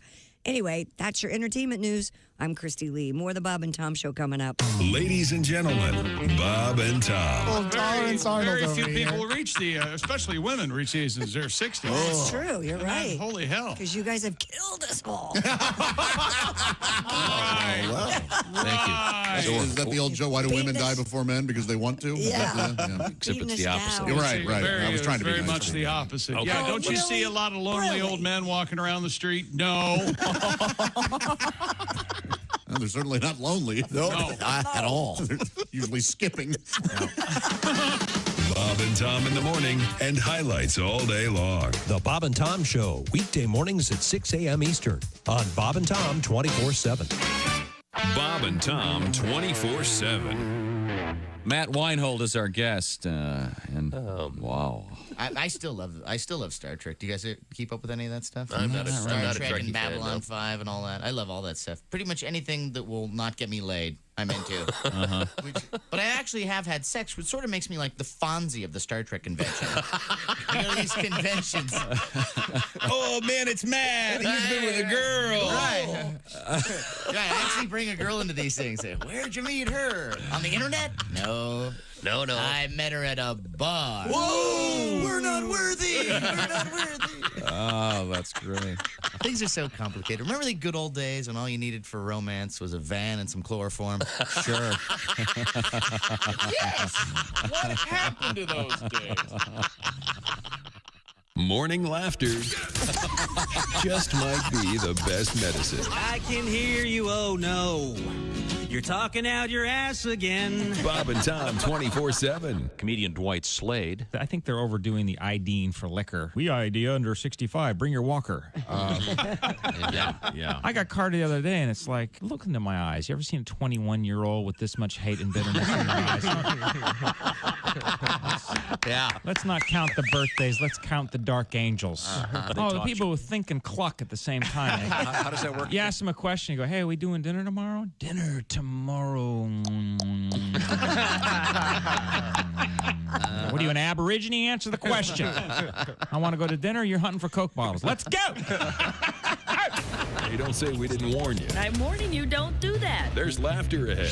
I should be having a better time if this is a party. Sure. Welcome back to the Bob and Tom Show. Christy Lee at the news desk. Howdy. Pat Godwin in the performance room. Hello. There's Josh Arnold at the I Hate Steven Singer sidekick chair. Hello. Yeah, there's Ace Cosby manning the track phone hotline. Hot phone. Happy day. There's Willie Griswold.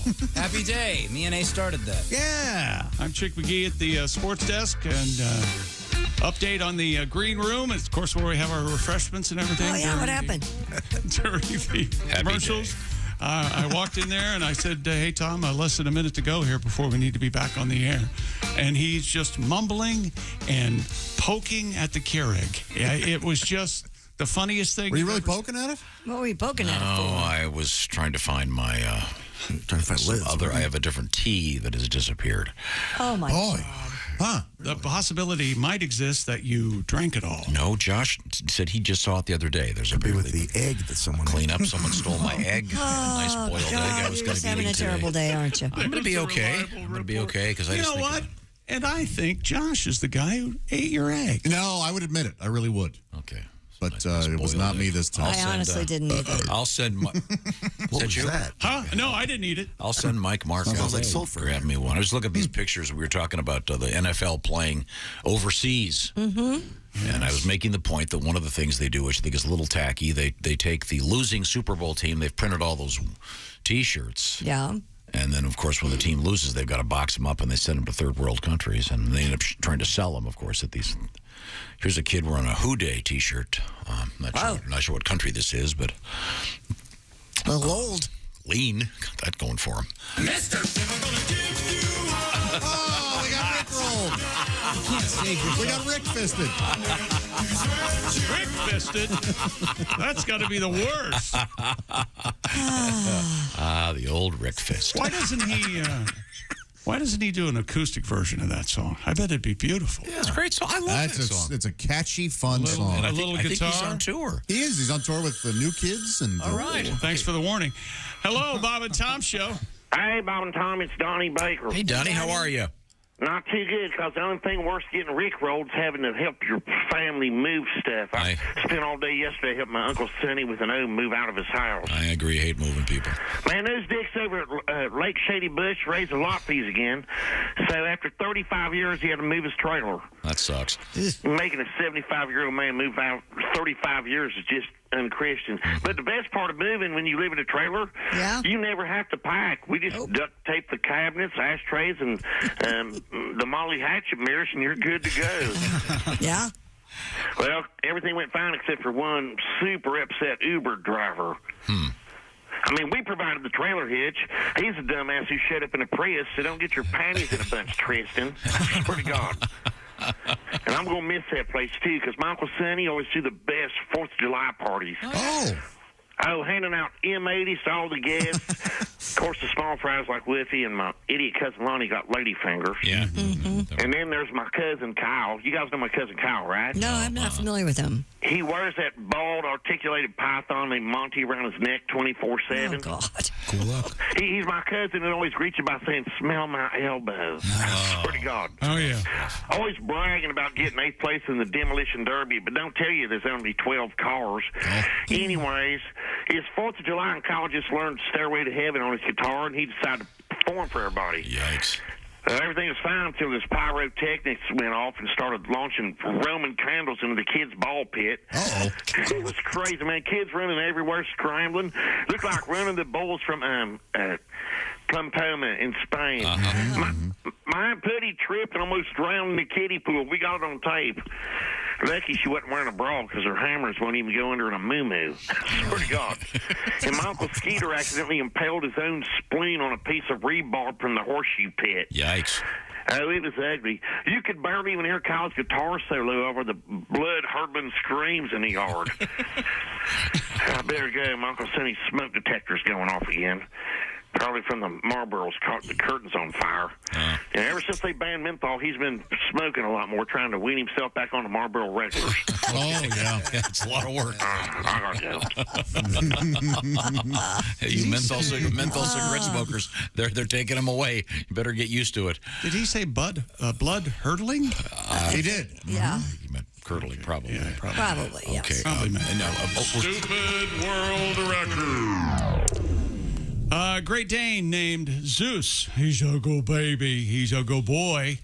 He's been confirmed as the world's tallest living dog. Wow. According to Guinness World Records, the 2-year-old gray and brown American Great Dane from Bedford, Texas, measures in at 3 feet, 5.18 inches tall. Everything's bigger in Texas. But they shouldn't measure him that way. What, measure him from the shoulders? They measure him, just standing there. Yeah. But shouldn't they measure him when he's standing up? And No, because they're mostly, quadrupedals, so you want them to be, you want to measure them that way. I didn't know he's in a wheelchair. No, that's not. Quadrupedal. I don't know why flowers are entered into this. Four legs. Stands on and walks on. If one of us had made that joke, you would have called us insensitive. This dog is so sweet and gigantic. They're all the Great Danes I've ever known, not very many, but they are all just lovies, and they think they're lap dogs. Oh, they are. By the way, so how did sweet. Scooby-Doo get away with out paying a royalty to Marmaduke? I've just always wondered. Did you ever see the Marmaduke cartoon? Of course, I think it came before Scooby.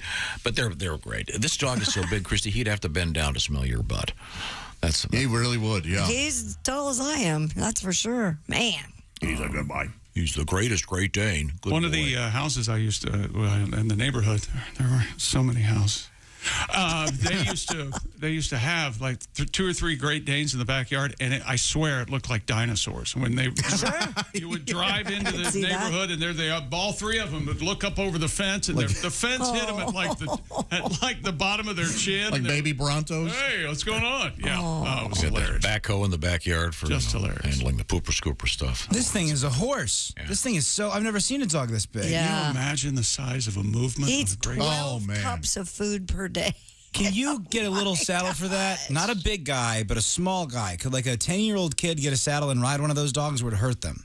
It would probably. When this dog goes, it's got to look like the pile of mashed potatoes Richard Dreyfuss was carving in. What was the name of the dog again? Zeus. Something. It's Zeus is the Great Dane. In fact, interestingly enough, if you read the whole article, the previous largest dog was another dog named Zeus. I got confused because I was looking at the other Zeus. Because it said it passed away in 2014. Oh, I'm like, yeah, wait no. a minute. Okay. Well, I'm Zeusy. Yeah, it's a different one I was looking at. Is that sports? Yeah. Okay, I'm sorry. That's it, buddy. Okay, here we go. Finn, can you take over here, please? Rocky, this is what you farted for. Be a good sport, and remember what Luka Doncic always says. Bueno, nuestra energía ha bajado, creo. Boy, tell me about it. And here's Chris. Wow, hot shoe. I hear that on a plane. I'm calling the stewardess.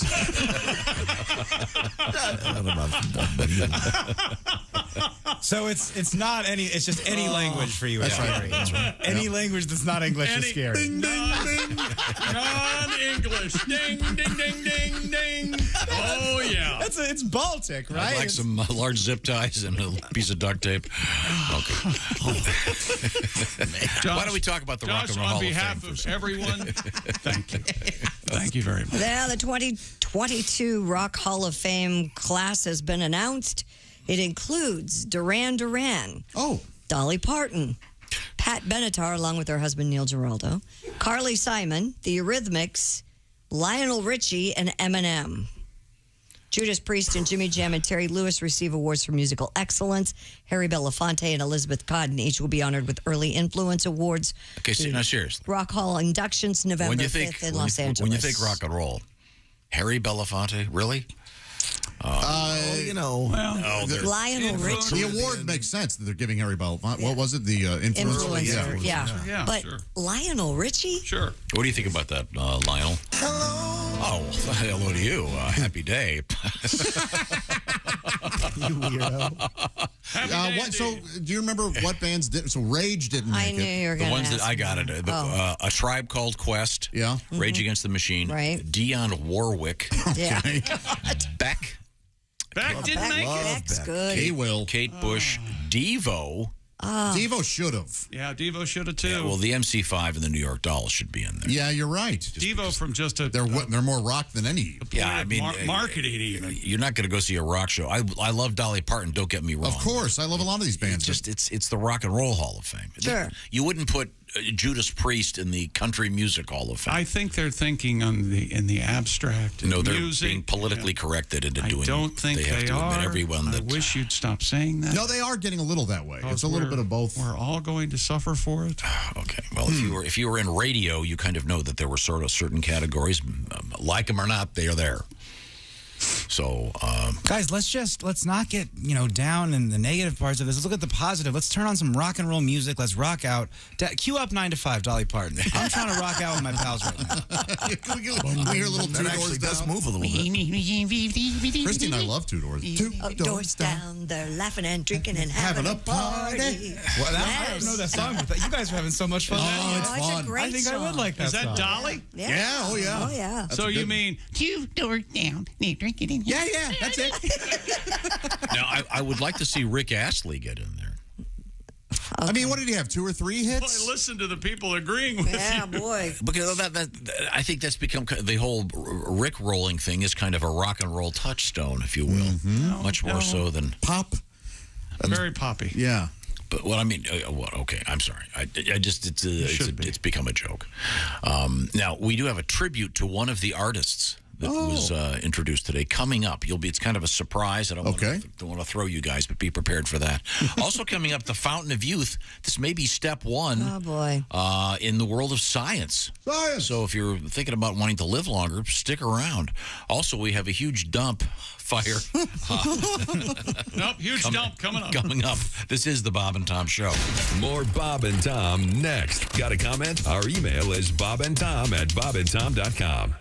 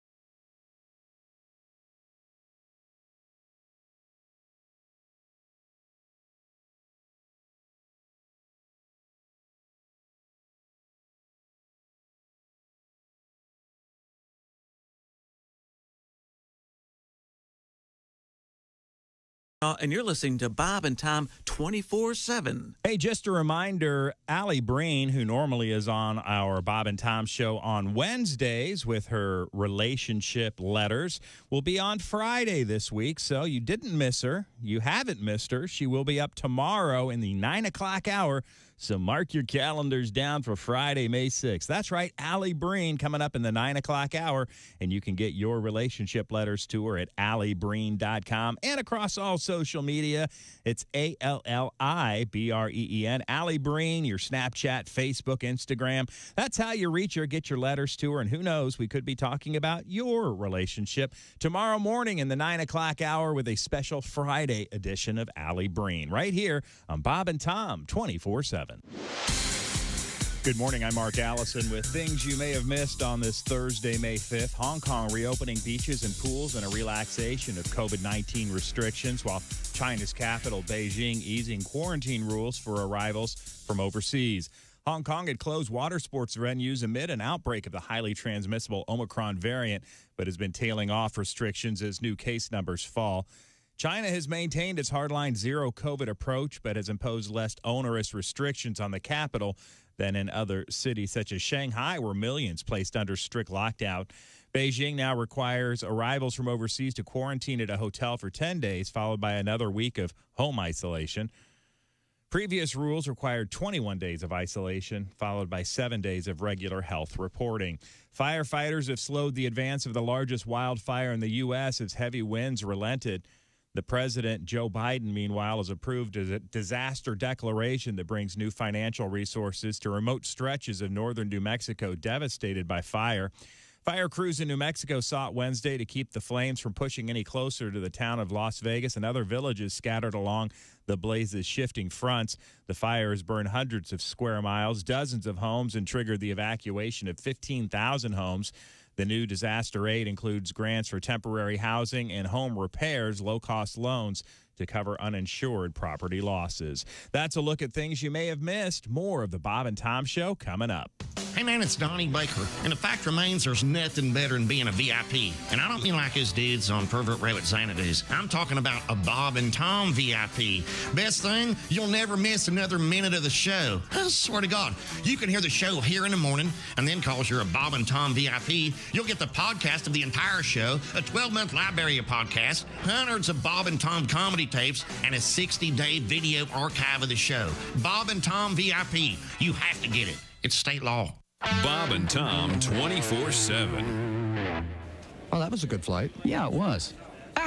Nicoterm. That's the name of it. Nicoterm? What's that? It's a patch. It's a patch? Yeah, it helps you quit smoking. My doctor gave it to me. Nicoterm's a patch? Yeah, Nicoterm it's a patch. A patch? A patch. Some kind of patch? Yes, it's a patch like you put on your arm. Nicoterm is a patch? I'll be damned. Yes, it's a patch! 2 days later, different flight, same airport. What do you mean a patch? It's a patch. You mean like a cabbage patch? No. Like a briar patch? No. Like a patch of pirate wear? No. You mean like a patchwork quilt? No. You mean like a Clarence Carter No. patches? Why can't you understand this? It's a patch your doctor gives you that you wear on your arm. What do you mean arm? 2 days later, same airport, yet another flight. Now, let me get this straight. Nicoterm is a... Nicoterm. Guaranteed to help you quit smoking. I think it's a patch. Bob and Tom. If you irradiate poop, it will be sterile, but it's still poop. You can pick your morning radio show, but you can't wipe Bob and Tom on the couch. Morning, Bob and Tom Show. Yes, if I could just have a few minutes of your time, I'd like to speak with you today about the joys of water sports. Perhaps you already own a boat. However, this is a wonderful opportunity for you to upgrade your boat. Shut up, Randy. Read the script I wrote. Upgrade boats. I want them to buy one. I've almost got him, Donnie. Okay. The badass wave buster, beast on the water. And tell Chick he looks thinner and he'll buy it. You get a free tube if you're not a lard queen or like pork. I ain't even gave my pager number, man. Donnie, all right, I'm not going to do this anymore, Donnie. Get back to work, Randy. You screwed it up anyway. You're listening to Bob and Tom 24/7. Don't. Essential Morning Radio. This is Bob and Tom 25. Hey, welcome back to the Bob and Tom Show. Christy Lee at the news desk. Howdy. Pat Godwin in the performance room. Hey, chick. There's Josh Arnold at the IHateStevensinger.com sidekick chair. Happy day. There's Ace Cosby manning the track phone hotline hot phone. Happy day. Carpe diem. There's Willie seize the Griswold.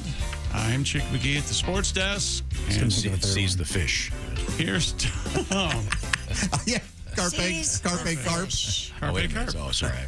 Nobody wants to seize a carp. Sure they do. Hey, I see the car. That's where noodling. Hey, look at that. I see the car. Is that noodling? Oh, no, those are catfish, ugly. aren't they? Yeah. Carp aren't necessarily ugly. They're just gigantic. Ugh. All right. Some people eat them, right? I don't know about that. Do they? Yeah, I guess maybe in a pinch. It's a rough fish fry. You got to know how to cook them. Well, once again, we were talking about the Rock and Roll Hall of Fame and some of the new entrants. Eminem, Lionel Richie. That seems kind of a stretch. Let's see. Duran, Pat Benatar, Dolly Parton. Mm-hmm. Yeah. Eurythmics. Mm-hmm. They had like one hit. Oh, they had a handful. No. Lots of. What? Annie Lennox, Sweet Dreams. Dave Stewart. Sweet Dreams. What else? Missionary Man. Yeah. Never. Walking on glass, right? Yeah, walking on broken glass. Yeah. You just, But also admitted the Rock and Roll Hall of Fame. I'm this. You get ready to rock, everybody. Well, that's Early influence. yeah, it's Hear the drums? Oh, that's of course Harry Belafonte. of course. And it Huge picks up- Cincinnati Reds fan. Oh, is that right? Yeah, it is the Hoo-day-oh. Hoo-day. Hoo-day-oh. Would work You know, I believed you. I thought Bengals I would've been a learned better- something. having a I conversation. saw you sucker into that. Oh, God. Why does it matter who's inducted into the Rock and Roll Hall of Fame? Isn't this just whose old outfits are going to be on display and stuff? Yeah, it doesn't really matter. I think they just want, they're going to have Eminem's hoodie with Mom's spaghetti spilled on it, and they're going to have Dolly Parton's work apron. The Hall of Fame is fun. I've been It is fun, so why do you care so much? Why does it But make you so angry? just that they're being forced to have. I mean, again, would you put Judas Priest in the Country Music Hall of Fame? No, and you keep using this example. Well, that's a simple example. Well, what Would you put the great football player Jim Brown at Cooperstown? No, I think this is sort of a tourist destination, so maybe I would put Jim Brown in Cooperstown. What I would be pissed about is if I were a fan and I had voted, and the fan vote apparently means nothing because Dolly Parton finished 5th in the fan voting. Well, Dolly's great, but it's just... I love her. Don't get me wrong. I'm just saying... When you've got great bands the that Hall of don't Fame... get in, like the MC5 and a douche called Quest. Never mind. I can't Oh, I'm sorry. That was Quest was also a douche. What have you got over there? Was Quest a douche? But Eurythmics had more hits than MC5. No. You're only asking for trouble. But MC5 should also be in there. That's the thing. Kick out the Gems, mofo. Oh, dude, I'm a fan. Trust me. There you go. Come on. Next. Next what? Other than Kick Out the Jams, an MC5 song. Ace, when you have what we'd call a milestone in rock, I think Sweet Dreams was just another pop song that was famous by MTV. The Eurythmics. I'm not going to argue with you. Annie Lennox is kind of a genius. She is. Fantastic. What was her latest hit? I don't know what her latest hit I'm sorry. Back to you, Chris. Well, it's Dolly Parton's latest hit. I don't know. At Benatar's latest hit. You can't use that barometer. Of course you can. I'm trying to be unreasonable. Speaking of barometers, in Alaska, there's a special barometer for spring. Does anybody remember what it is? Sun? Does it have anything with daylight? Last of the ice leaving the Tanana River. That's what I was going to say. People in the region keep close tabs on when that occurs. Well, you've seen those Tanana boats. Tally me Tanana. It's Tanana boats. Is it Tanana? The Tanana River. You mean like Frank Tanana, a pitcher for the Angels? No, What are you talking about? They sing the song. On the Tanana boat. Okay, sorry, back to you. In the Nenana Ice Classic, people place bets on when they think that the ice will break up. Fun! That time has now come. The Ice Classic manager, Cherry Fornes, says the official time was 6:47 p.m. Monday. What isn't known yet is who won the jackpot of $242,923. Final guesses were fed into a database, and they'll be tallied, and a winner will be named soon. Mr. and Mrs. Johnson, I'm sorry to let you know your daughter has Cherry Fornes. Has she been riding a bike? It's more of a slang. Cherry sword. So the Tanana River has broken up the ice. Free snowmobile to the last guy to drop through the ice. Involuntary hymenectomy. I got to get to Alaska. I really want to go. Beautiful. God's country. What is it? Yeah. Oh, old Seward's West Folly. to Alaska. North. Well, if you're singing from... If you're singing from Russia. Well, that'd be east. Alaska, Canada. We go west. We go west a little. Okay, sorry. But how do you not know? North to Alaska. Go north, the rush is on. Is this Johnny Horton? North! You bet it is. I hate that I know that. I hate that I I didn't know that. Hey, Mr. Horton. Way up. No. Is Johnny Horton in the Rock and Roll Hall of Fame? Way up. No. He better. Should be. I bet he's in the Country Hall of Fame. A glaring omission if he's not there. If not, he will be in the CountryAll of Fame. Who will be in the Country Hall of Fame? Johnny Horton. Oh, Mr. Horton, who was it? I'm sorry, what? Kim and Kanye's daughter. What was her name again? Hey, excuse me. I want to get a fancy jacket, like maybe one of those Patagonias. But there's one. It's something face, but I can't remember what it is. Do you know what it is? Thank you very much. I appreciate that. Chick, what was that bad Bruce Willis movie? Oh, that's right. Yeah. There you go. Wasn't there a porn star named Peter? You know why I didn't do it? Because I nailed everybody, and you feel the need to point. 3 in a row. 3 in a row. He was perfect. 3 in a row, and it would have been perfect had you not know when to hit it.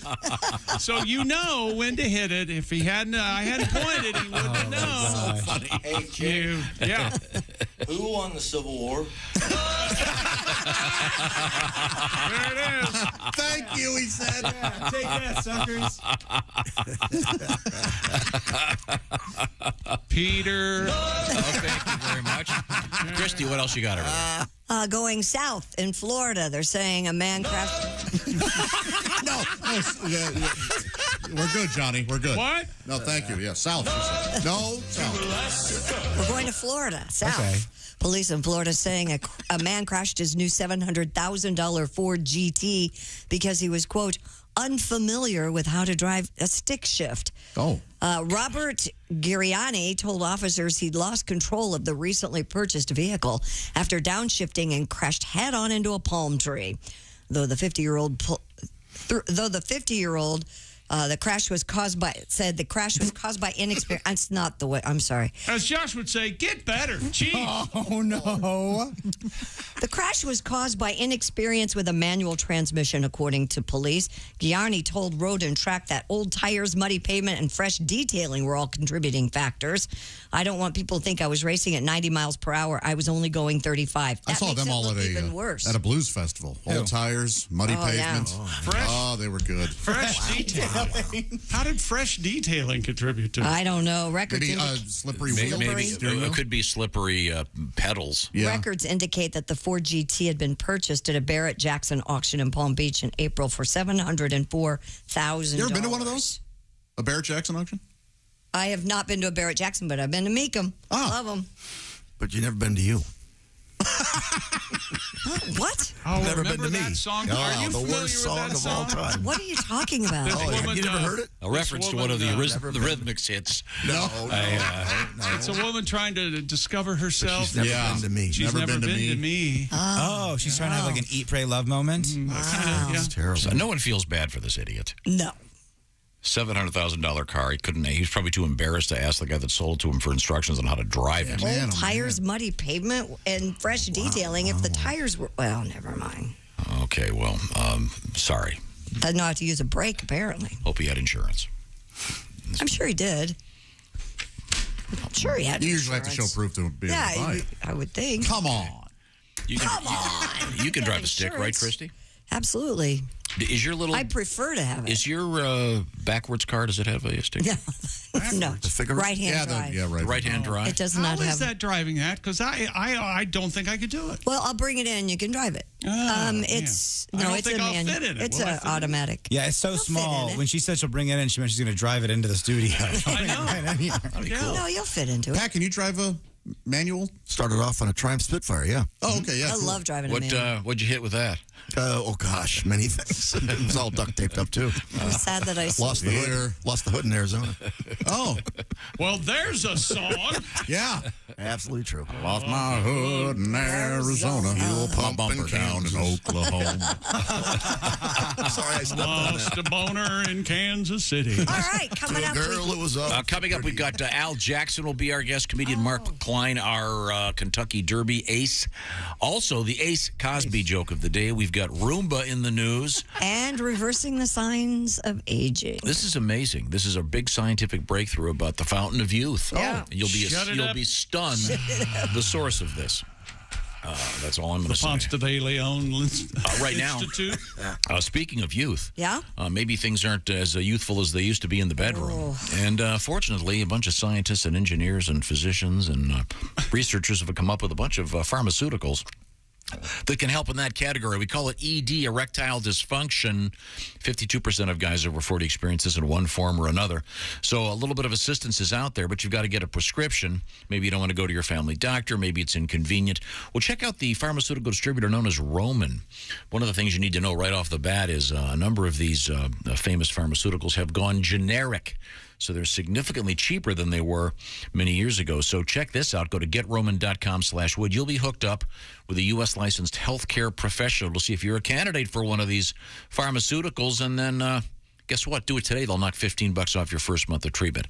Now, here's the key. The the medical exam is free, by the way, and then the shipping is, well, they're famous at Roman for their free 2-day shipping at GetRoman.com/wood. So say goodbye to ED and hello to better times in the boudoir, if you will.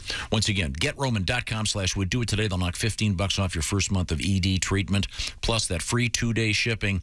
You'll be, what's the word I'm looking for? Roman ready in the bedroom. How about that? That's GetRoman.com/wood. Tell them the Bob and Tom Show sent you. Coming up, the very handsome Al Jackson.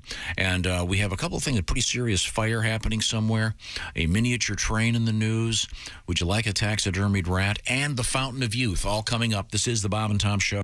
Hey, this is Frank Caliendo, and you're listening to Bob and Tom 24/7. What up, Frank Caliendo? Mark Allison with you here, rolling through a Thursday. Hey, it is Cinco de Mayo. Happy Cinco de Mayo to you and your family. It's May 5th, so get out there and celebrate tonight. Perhaps Taco Thursday or maybe a little bit of margarita action if you're so inclined. But we hope you enjoy your Cinco de Mayo, and we're glad you're joining us for the early part of your celebration as we roll on with Al Jackson and the Kentucky Derby coming up Saturday. That's right, the 148th running, and Mark Klein has been at many of them. That's why he is an expert, and he will be telling us about the horses you should be keeping an eye on. That's in the 9 o'clock hour right here on Bob and Tom 24/7. Hi, everybody. Christy Lee from the Bob and Tom News Desk. Asian stock markets have followed Wall Street higher after the Federal Reserve Chairman downplayed the likelihood of bigger rate hikes following the U.S. Central Bank's biggest increase in 2 decades. Shanghai, Hong Kong, Australia, and Southeast Asian markets advanced. Markets in Japan and South Korea closed for holidays. Wall Street's benchmark S&P 500 index climbed 3% for its best day in 2 years after the Fed raised its key interest rate by 0.5 percentage point or double its usual margin. Oil prices gained for a second day after Europe moved closer to an embargo on supplies from Russia. Chief Justice John Roberts is ordering an investigation into, quote, an egregious breach of trust in the leak of a Supreme Court draft opinion on abortion. Despite the Biden administration's curtailing the government's ability to seize records from reporters, the court's marshal operates outside of that chain of command, opening the possibility for an investigation without traditional guardrails to protect journalists' sources. And the feds also promised to add air traffic controllers and take other steps to improve the flow of planes in Florida, which airlines say has become a weak link in the national airspace. If you've had any trips to Florida recently, you know what I'm talking about. So the FAA will add staff at a key air traffic control center in Jacksonville and other hot spots. Air traffic to Florida picked up more quickly during the pandemic than any other place, and airlines have scheduled even more flights this summer, raising concern about aviation bottlenecks that could spread nationwide. And that's your news. I'm Christy Lee. More of the Bob and Tom Show on the way.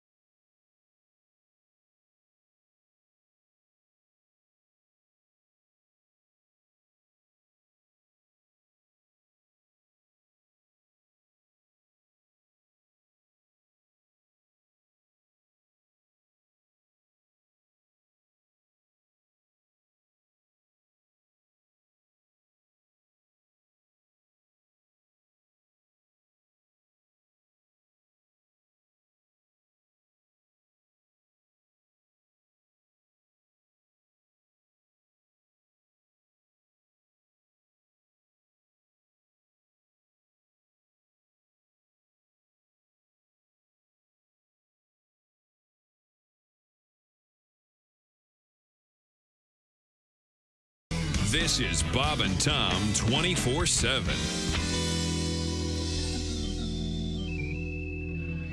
Right now, we've got Bert Chalice as our guest. Did you drive here from? Yeah, I drove over and no longer driving my Yugo. You know, I had Got rid of it? Yeah, I got a Yugo for a while because I bought a Yugo because I had the coupon. Sure. And it's not much of a car. You turn up the radio, the car stalls. No rear view mirror because nothing will be behind you. Believe me. You can actually tick off the Amish people. They go by and bullwhip you. Sorry, they don't have horns. I got places to go.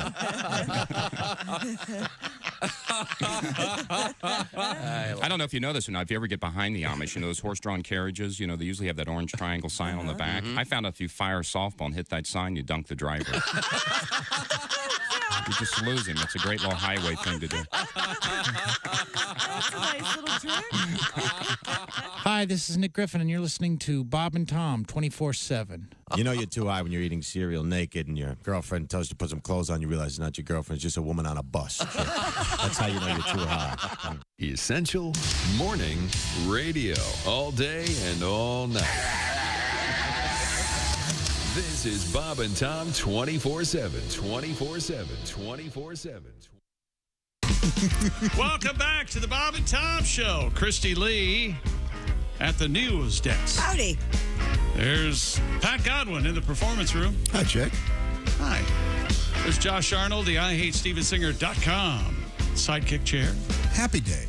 There's Ace Cosby. Riding it home, aren't you? Today will be the last day. There's Willie Griswold. It's going to be 67 in Quincy on Saturday, Chick. Oh, there Quincy, you go. Illinois. That's where you Quincy, Illinois. Larry Reeb and Willie Griswold on stage at the Ambiance in Quincy. All right. You're really nailing that ambiance, aren't you? Yes, Louis Vuitton. Louis Vuitton. The Ambiance. The Ambiance. Well, they're upset because I thought it was the Ambient Oh, Theater. everybody, be cool. We're being hijacked by a hacker. Be cool. Oh, man, look at that hat. Let me ask you something, Mr. Griswold. Do you know what your passwords are? Man, I wish I was as cool as you.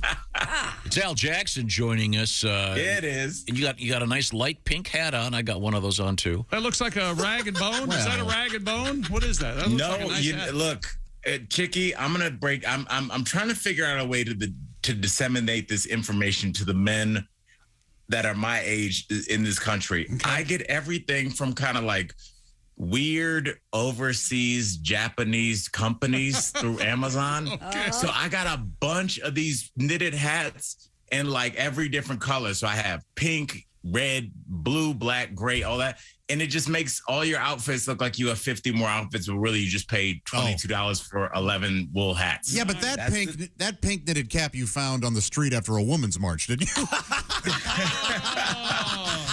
I actually bought this from an auction. It was the original guys from Fat Albert's hat, and I got it in storage. Mushmouth and who was Weird Harold? Yeah, Weird Harold. Live action. It looks good. Yeah, looks no, good. you do look very good. Yeah. You can pull it off. Now the shades, are those ones that change color when it gets indoors and outdoors? They probably are, and it's weird. I don't know if this is like a thing amongst a lot of other people, but I think I have a weird, not sensitivity to light, but I like to I walk around almost all the time literally in rose-colored glasses or either yellow. I think it makes me happier looking at the world almost through like an Instagram filter. Oh. So now I'm just kind of like a pit boss in casino. I just constantly have on these glasses, but I don't have like the money or the juice that those guys Those sunglasses, you kind of look like the Unabomber. Okay. Wait a minute. Hang on a second. That's a milestone on this show. That is my new favorite joke. Contextually genius. It was so good I couldn't even laugh. I mean, it was good. Look, I do appreciate you trying to promote my new show on Stars All Black. It's a cool venture that we're going after. We want to talk to both communities. I watch Stars All Black so much. You'd be well. You probably wouldn't be surprised, but if you're going to go full Unabomber, he would need to have a really unkempt, massive afro. Oh, maybe, yeah. Because I was always upset about because the Unabomber had such a great head of You hair. can't have a haircut like that. Yeah, true. Yeah. No, but I mean, that's the whole thing with the Unabomber. He had this great head of hair, but he didn't take care of it. It really Well, it's hard to get a good haircut when you're writing a manifesto in a hovel. Yeah. I don't know about you, but I have Thank a you for that. perspective. I think we've lost perspective as to why his You hair live wasn't in a done. hovel, Tom. See what kind of hairstyle you have. He chose to live there. I did. And have you? How's your manifesto going, Al? I think any comic, but especially myself, if I wrote a manifesto or like if I did something they came to look to find one, they would just find like 5 half-written ones because that's how comics roll. I'd be like, let me tell you something. This world is, oh, wait, do I need to go? Wait, hold on. And then, okay, this world is going like it would just never finish. Like, I'll work it out on stage. What's the difference between a book and a manifesto?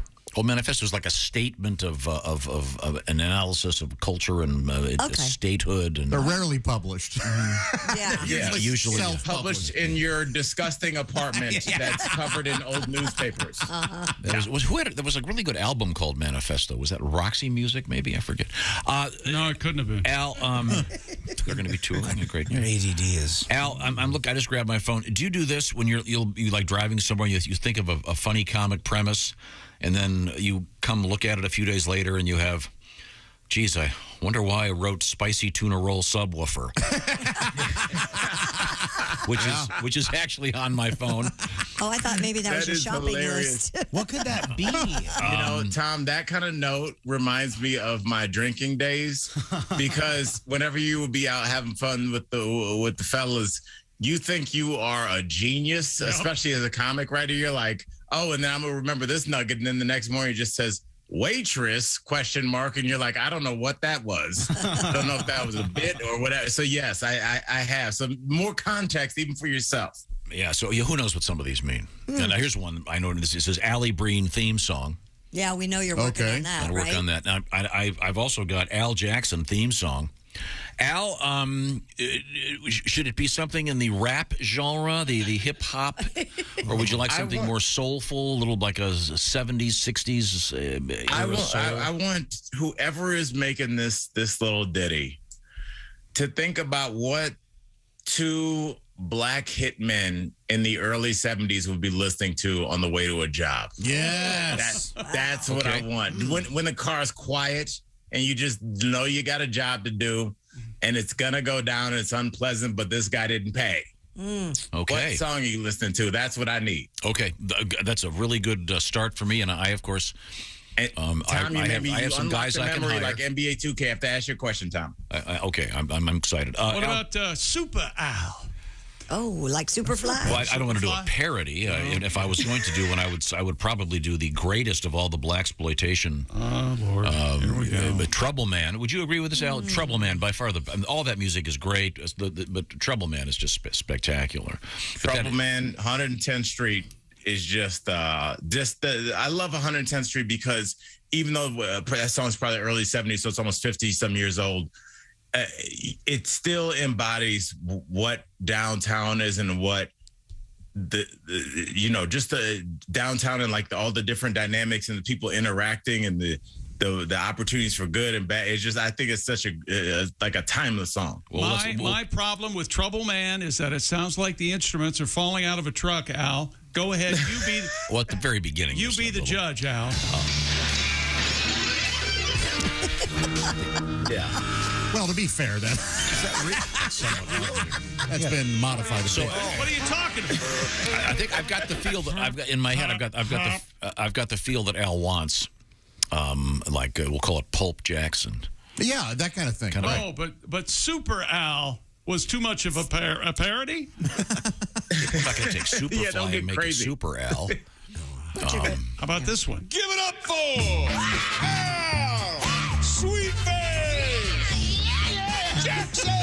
That's good. It is good. That's a classic, timeless. I'm fine with that forever. I want that played. They don't play that when they introduce Al on the television, on, of course, the Daily Blast Live. Watch Al almost every day. Well, it's a news show. He's not a professional wrestler. He doesn't have walk-up music. It would be very... And that's my criticism of the show. They never let Al loose. Al's got to be so serious all the time.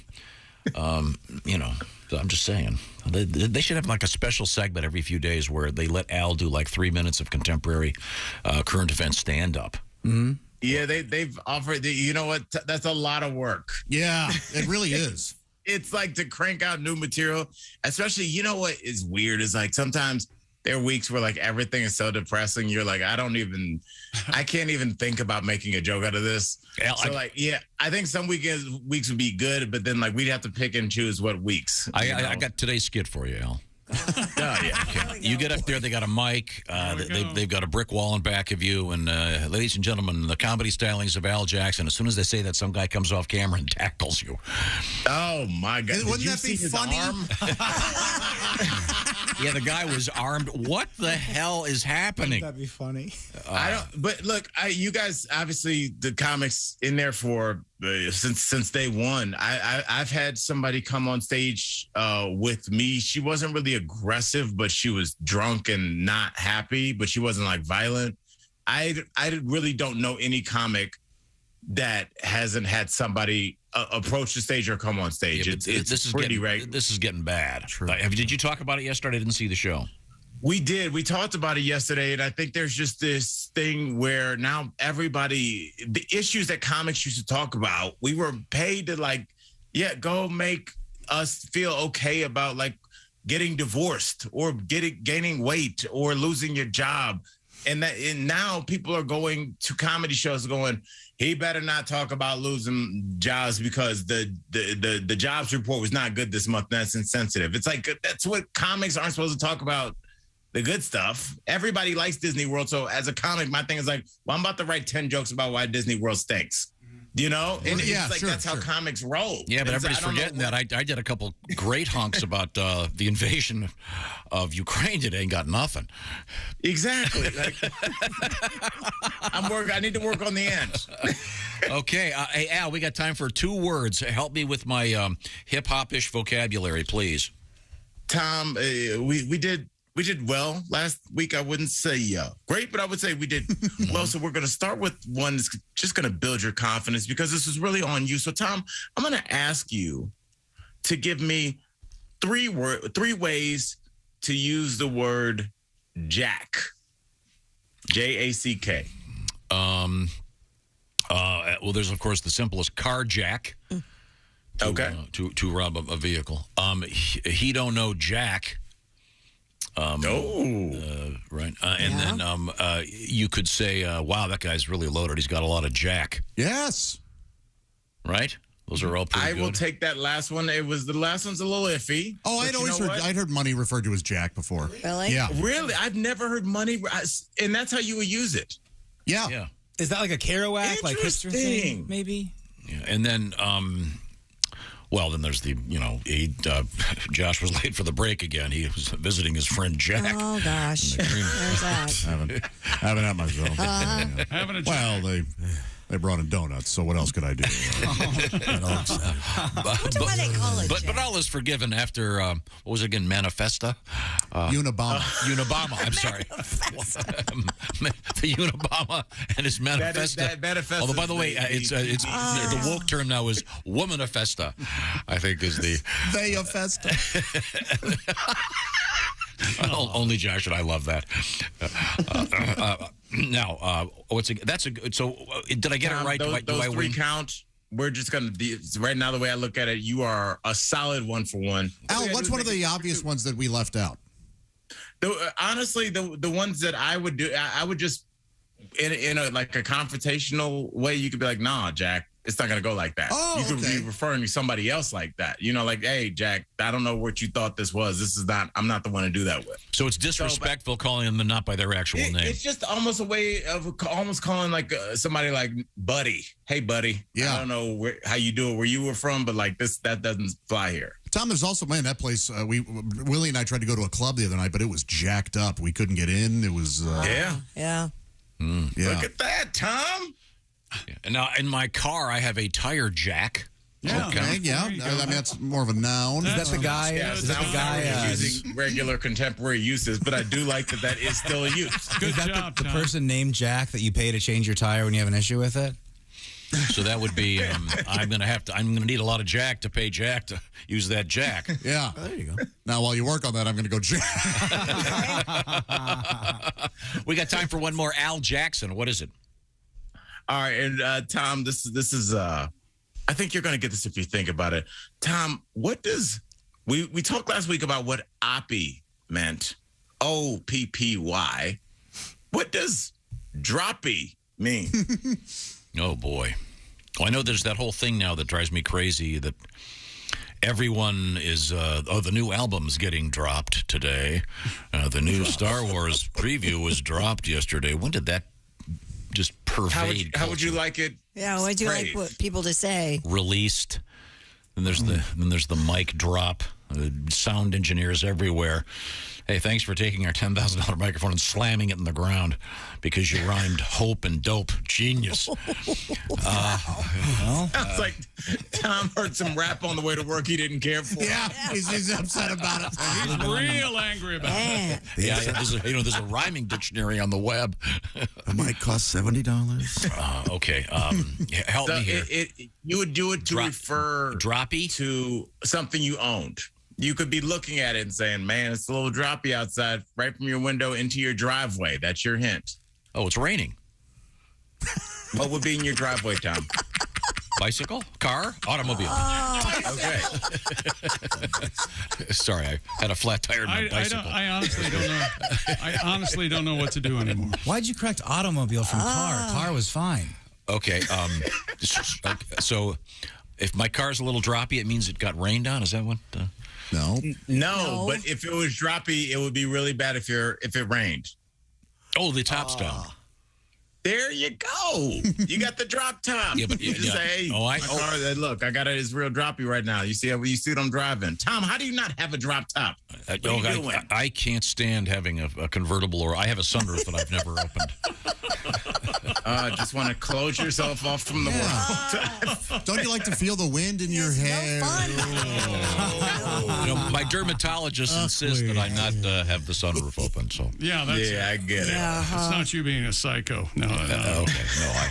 When you're driving somewhere, You know you can wear a hat. I don't like the sunroof. I don't care for it.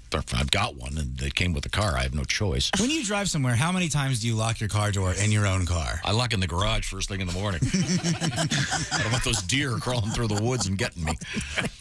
Al Jackson is one of the featured performers on the Daily Blast Live on a television set near you or on your computer. A terrific man. He's the auteur of Where's Baby Ford, a benefit project for autism, and Al is a handsome man.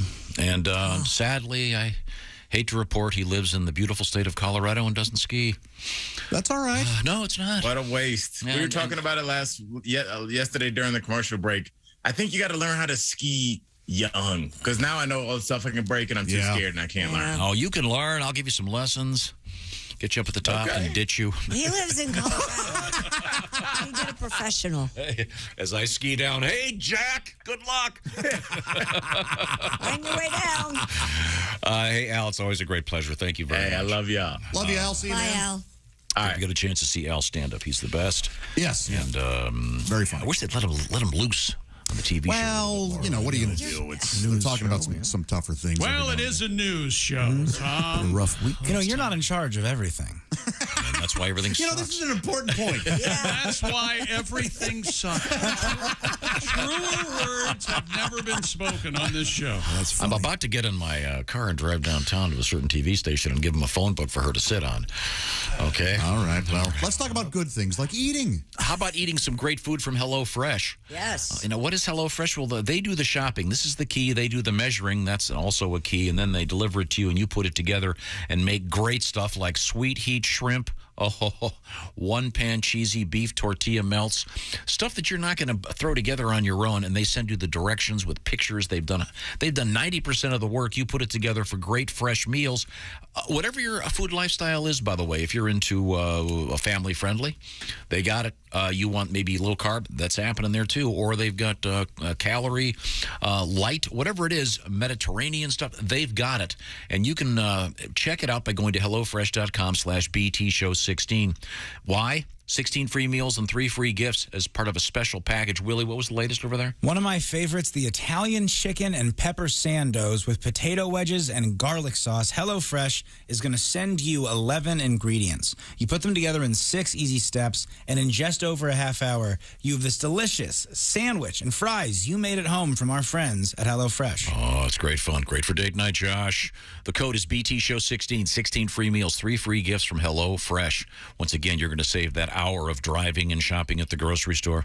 Where's the horseradish and the firm tofu? No, they've done it for you. Check it out, HelloFresh.com/BTShow16. That's BTShow16. What is this sound?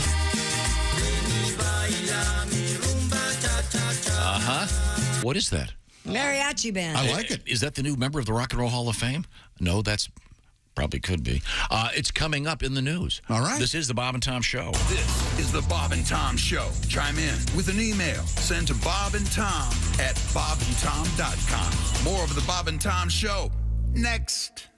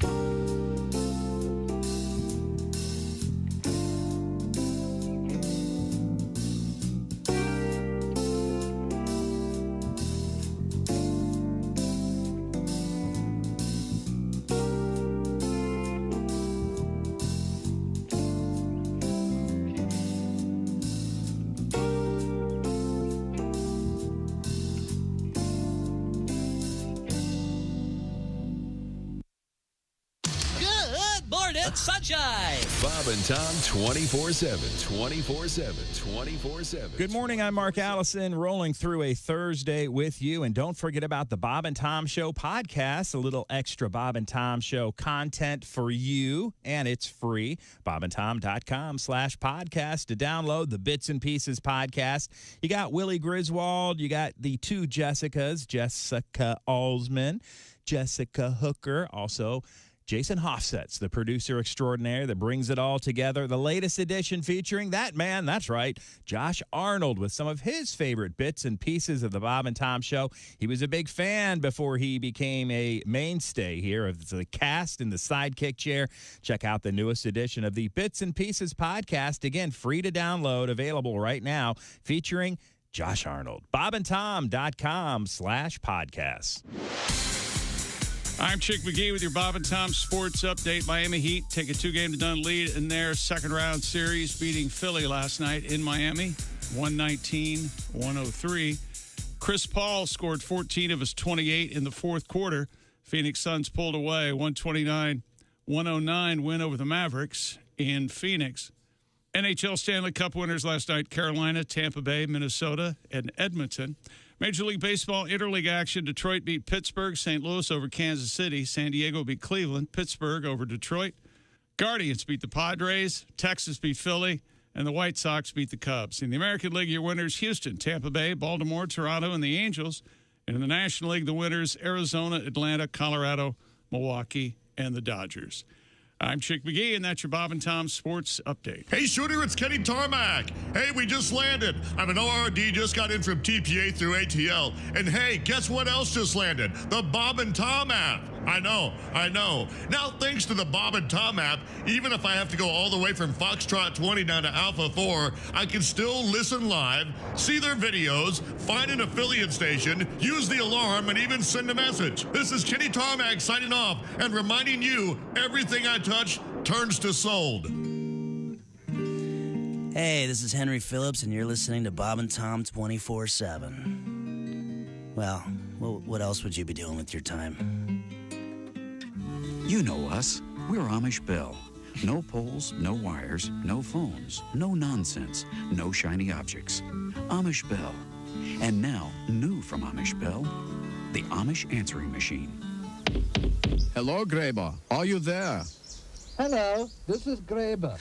I cannot come to the door right now. I'm picking out my wardrobe for tomorrow. Please leave a message when I yell the word beep. Beep! Graber, this is Carl. Listen, I have front row seats to a barn raising. Please get back to me. Goodbye. The Amish Bell answering machine. Batteries, tape, electricity not included. Graber, listen, I know you're in there. Pick up. I said beep. All right. Get back to me. Goodbye. Amish Bell, leading you into the 19th century. I said beep. Bob and Tom 24/7. It's not on air. It's online. Bob and Tom 24/7. Comedian Dwight Slade. What's bugging you in the world? You mentioned a couple things before. I'm tired of the roadside memorials. These people were places where people wreck their cars. They wreck crosses. You know, it's a nice sentiment, but I don't drive in your graveyard. Don't put your headstones on my freeway. You're bumming me out. Bravo. Couldn't agree more. And have you ever seen one of these roadside memorials on a curve, ever? No. Always on a straight. Yeah, straight away going to Nebraska. Well, what the hell happened? 3,000 people a day get through here. One guy, maybe it's good he's dead. He could have run into you. You don't know karma. People go, well, it reminds people to slow down. It's for safety. That's not safety. You're driving along. What is that, a wreath, a teddy bear? I am so there with you. That is brilliant. And my friend always pointed out, he goes, how come Jews don't wreck their cars? Which is, you wonder. It's true. These Christians, terrible drivers. Jews 10 and 2 going down the road. Are the stars out tonight? I don't care if it's cloudy or bright, 'cause I'm blind. Jeez. This is Bob and Tom 24/7. Comedy, guests, Bob and Tom exclusives, and it's here on the internet. It's available. Welcome back to the Bob and Tom Show. That's Christy Lee. She's at the news desk. Hi. There's Pat Godwin in the performance room. Hello. You're bouncing. There's Josh Arnold at the I Hate Steven Singer sidekick chair. Happy day. You see what he's doing? Oh, that's good. It's kind of a new spin on Happy Day. Sure. There's Ace Cosby. There's Willie Griswold. I'm Chick McGee. Here's Tom. Josh, we're now calling you the Unabomber. Oh. Love that. Unabomber. That'd be a great name for a rapper. Don't you think? The No, Unabomber. I don't know that they want to remind people of. Oh, I think they would. Mr. Explosive. Wouldn't be a good name for a comedian, really. No, bombing in the name is bad. No, it'd be great because it meant that he only bombed one time. He's the Unabomber. Oh. He got it out of the way early. That's why Bruce Baum had such trouble. Yeah. Major issues with being booked. yeah. Couldn't get on plane. I love Bruce. How does Bruce do? He was great. I never saw him bomb. Baby Man. Yeah, he's killed. He was in here. He's a genius. We have to catch up with He a couple used to things. go up on stage in a diaper. You tell me He that's was not way genius. funnier than just that. Yeah, Very it was good. amazing. Coming up, we're going to talk with our official Kentucky Derby correspondent from the Commonwealth of Kentucky. Comedian Mark Klein will be our guest. All right. But right now we have Christy Lee at the news desk. What have we missed? Well, from the journal Science Daily, new research out there indicates that fecal transplants might be able to reverse the aging process. I simply don't believe it. Let's hear this out. So someone else's poop. In the never-ending search for eternal youth, Fecal transplants may seem like an unlikely way to reverse aging. However, Josh, can I borrow your pants? I want to be younger. Every day you eat my heart. I know. Scientists have provided evidence from research in mice that transplanting fecal microbiota from young into old mice can reverse hallmarks of aging in the gut, eyes, and brain. Scientists at the Quadram Institute in the UK conducted these experiments. Quacks. The study's lead author, Dr. Amy Parker, said, quote, "Our results provide more evidence of the important links between microbes in the gut and healthy aging of tissues and organs around the body." Well, sure, but This fecal transplant thing is real. Yes. Would you ever do this? I was talking to the fine guitar player John Mayer about it. Really? He's leading the charge. Wow. He's often donating, isn't he? Donating.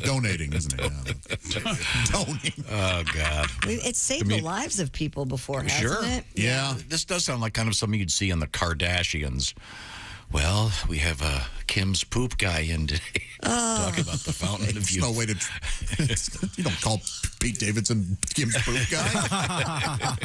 Just call him Pete. But I mean, it's. I know we had an article about this a few years ago for a different purpose, for realigning the gut. That's right. As they say. But now this fountain of youth thing. That one kind of made sense. This is directly from Science Daily. This is not something that we pulled out of our ass. Pat, I see you have your guitar. Oh, Lord help me. We are feeling older as the days go by. We can do something about it today. Yeah. Fecal microbiota from the young to the old make our brain, gut, and eyes much younger, they say. Poop transplantation. Poop transplantation is making me young. With another man's dung. Let me get the last poop translation. Oh, very That's right. nice. That's right. Critics say, "Oh, come on." I want to apologize to the newly elected member of the Rock and Roll Hall of Fame, the great Carly Simon, and the great drum track on that. That's a good friend of the show, Andy Newmark. Mm-hmm. Poop transplantation. Good idea, Pat. I'm glad you thought of that. I did not. Poop transplantation. I didn't think you did. I got a late text. Yeah. Oh, that light bulb went off in my head. I loved it. That has your Tommy Hancock all over it. I pre-requested for tomorrow. It's making me young. Coming in late. Another man's dung. I swear it's so singable. Another man's dung. I mean, It's so. That'll be in your head all day. Oh, yeah. That's a great Not song. mine. That's a great song. It started so. Sorry, Carly. It was so lovely and pretty at the beginning. There was these It's a great nice song. open chords. You know the song Anticipation, right? I'm sorry? No, I do not know the song Anticipation by Carly Simon. I should listen to it, though. I'd imagine it's good. And was that Very good. Am I correct in saying that was kind of one of the first huge hits of that era to be a commercial? Yeah, the ketchup. Right? Maybe. Was the Heinz ketchup. Yeah, commercial. where they're waiting for the ketchup to fall out of Remember the SNL parody where Bill Murray is pushing the bottled water swill, and it's dredged from Lake Erie, and he goes to pour it into a glass, and it comes out so thick, and it's full of stuff. Anticipation. We love you, Carly. So sorry. But that's a true thing, though. The fountain of youth. Fecal transplants. Man, Carly's got one of those mouths you could put your fist in, doesn't she? Oh, yeah. She can always very says, pretty. yeah. I love that. I think she's pretty, too. I went to see Put her fist in her mouth. the great Randy Newman in Lincoln Center. Big mouth? And I had literally gone down. I stood in line. I got the very first tickets, and Carly and James were sitting right behind me. No kidding. Well, And Randy Newman performing Good Old Boys Live. It's one of the greatest. Did you say hello to them? Just hi? No. I just left them alone. Well, I should. But yeah. Probably wasn't them. No, you couldn't miss. You couldn't miss Carly. Some guy with long hair. Carly exuded gorgeousness. Yeah, I think she's sexy. Yeah. When we come back, Were Christy, they arguing about Russ Kunkel at any point? No. When we come back, maybe it hadn't happened. Another fine drummer. When we come back, that's in the news, but it's not a Cinco de Mayo thing. Okay. You're going to be sounds like it, doesn't it? quite surprised. Thank you very much. This is the Bob and Tom Show. Got something to say? Send us an email, bobandtom@bobandtom.com. This is the Bob and Tom Show.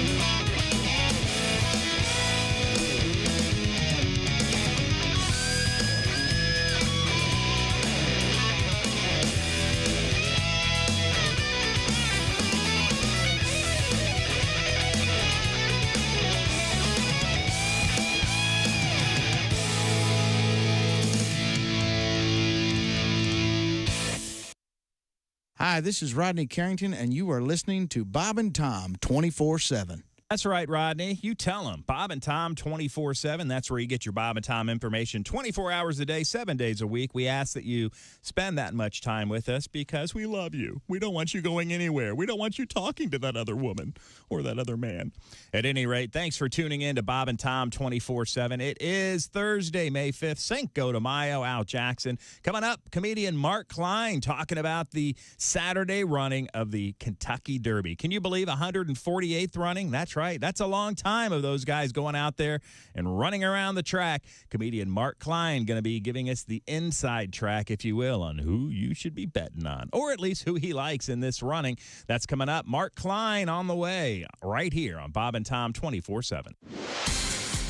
Hi, everybody. Christy Lee from the Bob and Tom Entertainment News Desk. Well, the Rock and Roll Hall of Fame has announced its 2022 class, and it includes Duran Duran, Dolly Parton, Lionel Richie, Carly Simon, Eurythmics, Eminem, and Pat Benatar, along with her husband, Neil Giraldo.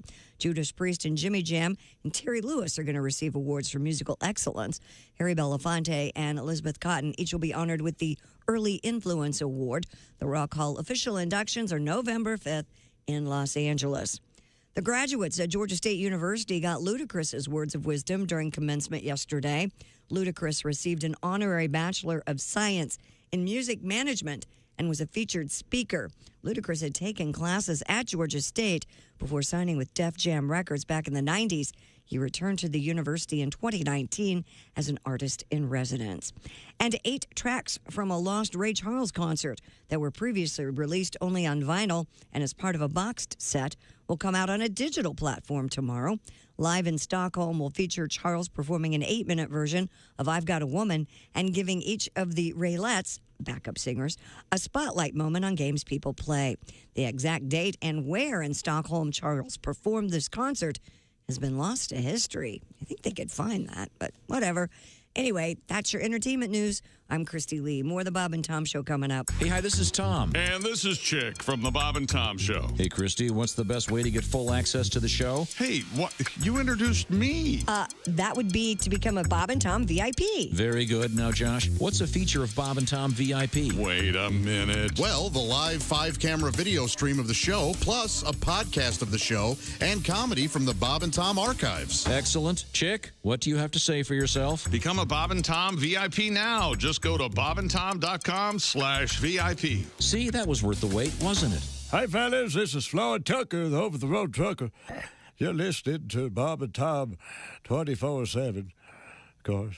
The bass player's wife was in the kitchen doing dishes, and she's listening to her son play with his trains out in the living room.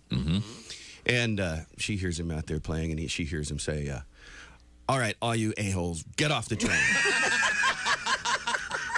And the rest of you a-holes, get on the train and put your luggage under the seat. Well, she runs out there, and she says, we don't talk like that in this house. Go to your room. So she leaves him in his room for 2 hours. Oh. That's a long time. Yeah, it is. So she brings him out, and he says, can I play with my trains again? And she says, well, okay, have you learned your lesson? He says, yeah, I think so. So she goes back to the kitchen, and he's playing with his trains. And then she hears him say, thank you, ladies and gentlemen, for riding with us today. Hope you had a pleasant trip. And the rest of you boarding the train, hope you have a nice day with us today. And those of you pissed off about the 2-hour delay, talk to the bitch in the kitchen.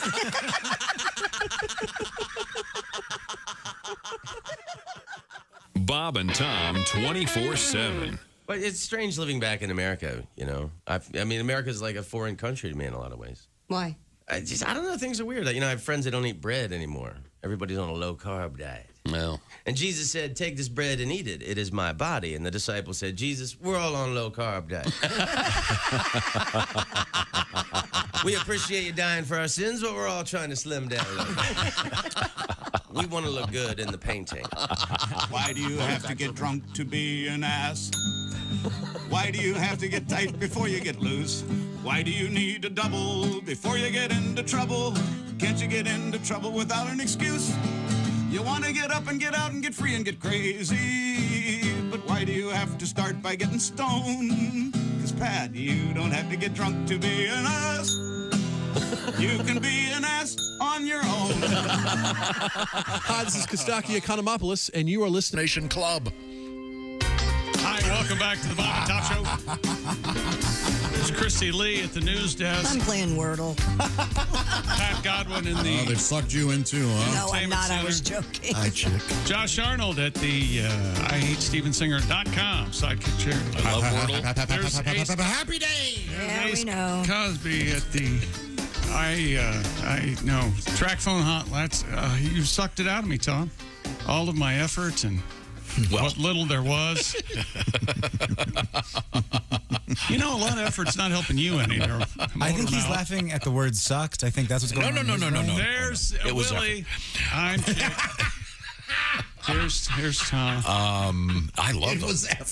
No one in this room plays Wordle, do they? I play Wordle. Willie and I think the Griswold boys. Are I the only told you about fellas. Wordle, months ago. Oh, yeah, thank you. And I remember you coming in here and he goes, I don't have time for that. Now. Yeah, have you heard about Wordle? Yeah. Shut up. It sucks away a lot of my time. I love it.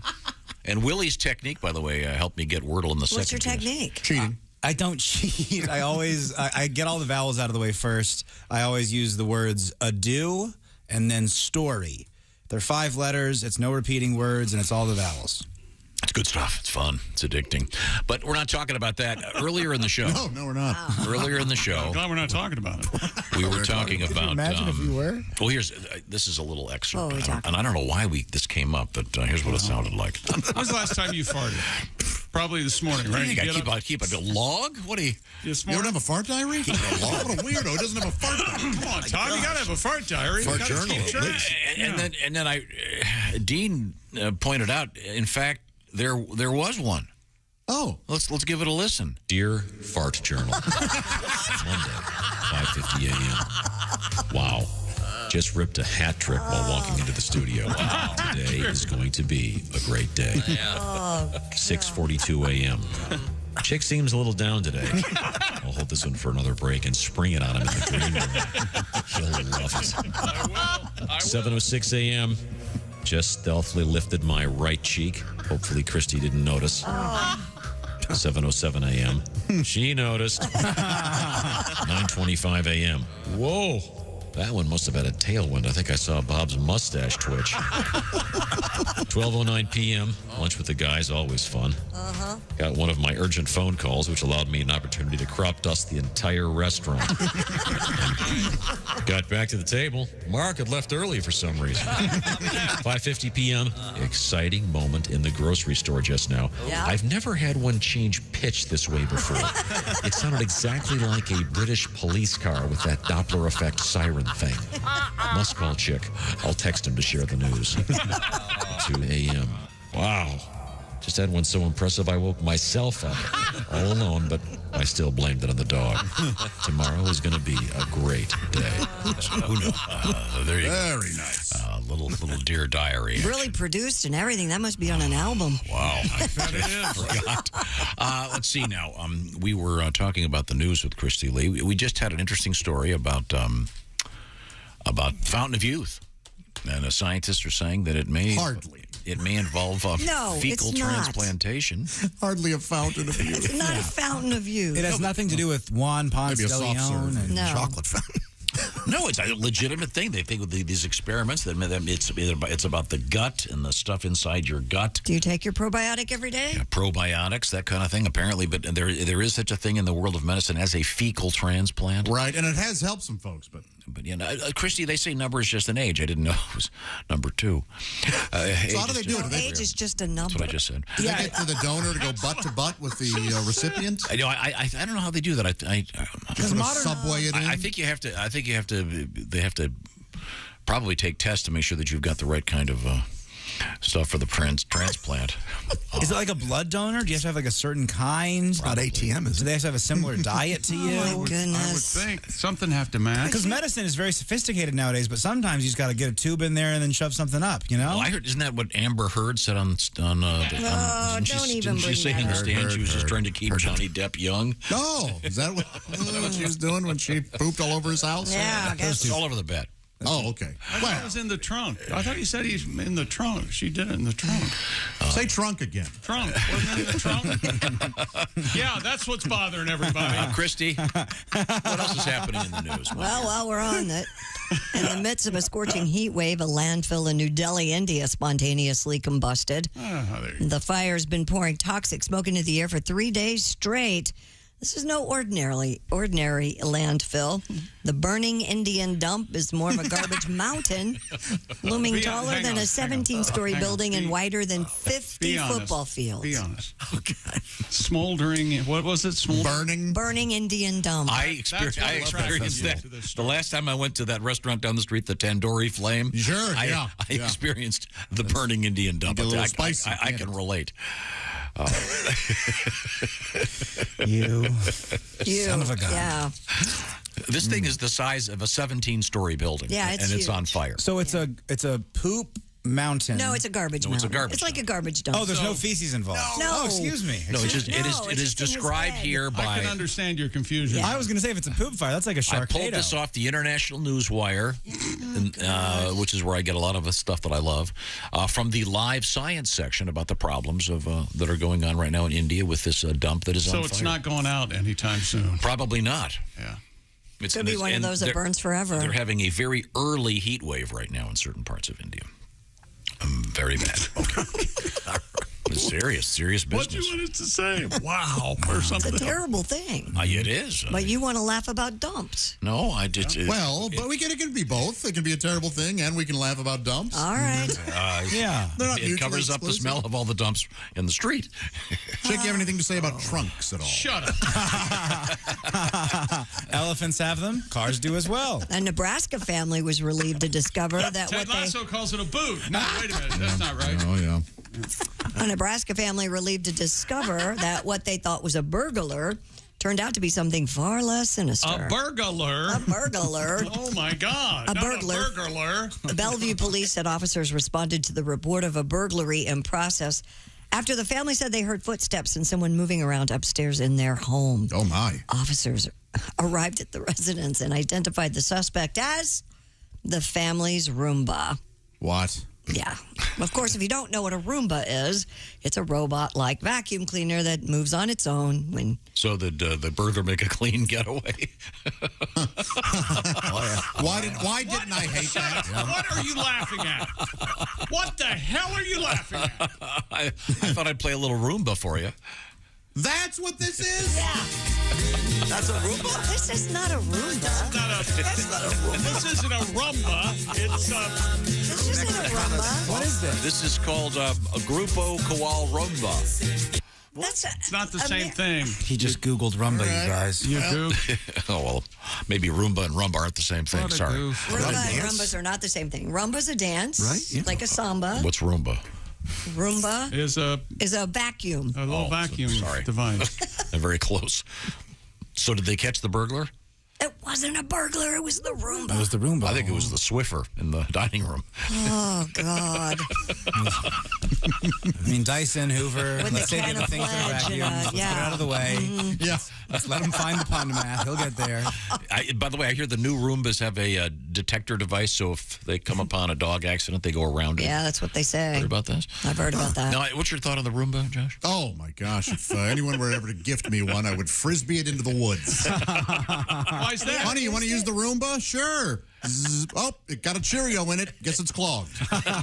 Those things, what do they hold? 2 ounces of stuff? You're so ungrateful. You seem to be I can frisbeeing. usually get 3 or 4 good sweeps out of it before I have to empty it. There you go. See? There's nothing funnier than looking at a golden retriver staring at a Roomba backing up. Yeah, wondering what the hell. The dogs don't What the care hell is for this it. thing? Yeah, that is funny, but yes, I've got a vacuum. It's fine. Another barrel's been found in Nevada's Lake Mead, but this time the discovery far less gruesome. According to the 8 News Now I-team. We're on the scene. Last time it was a skeleton.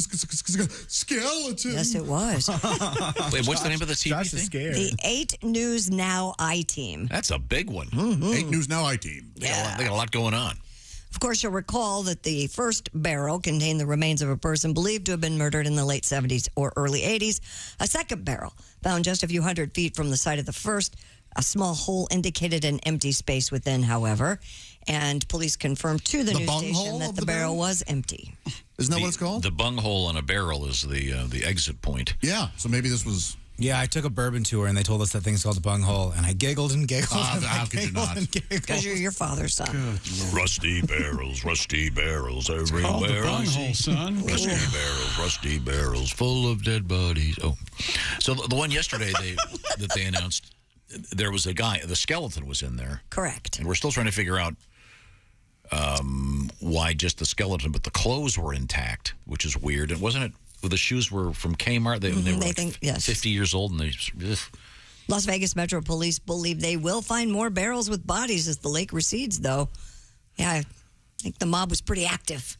Why are they letting the lake recede? Summer's coming up. They wanted to clean Don't you want it it out. full? They just wanted to clean it out. How can you water ski if it's just a big mud puddle? Make sure they got rid of all the bodies. You don't want to ski with bodies in there, dude. They got all that water in those fountains down there. Why don't they just send it on over? I mean, Yeah, hey, Bellagio, you want to share? got a lot of water there. What really is going on? It's just drying? It's, yeah. Global warming. Global warming. Well, no. What's something real that's going on? It's the lowest it's been in 50 years. Have they described the only thing that they have to figure out who this body is? Then are the clothes, right?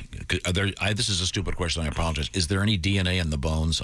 Yes. There is. Yeah. Of course. But then they'd have to have the guy's DNA from the 70s sitting around somewhere. Well, to I'm match it. sorry. He's probably got a. Oh, I see your point. They They didn't really do DNA sampling back then. Unless it's in a criminal database that was years ahead of its time and saving people's hair. Or medical somehow. But yeah, you got it. They can definitely do a relative, I think. Okay, well, it'll be weird. It wouldn't be. This is just meant for a movie. Yeah. They take the skeleton and. Really? I got a title for it.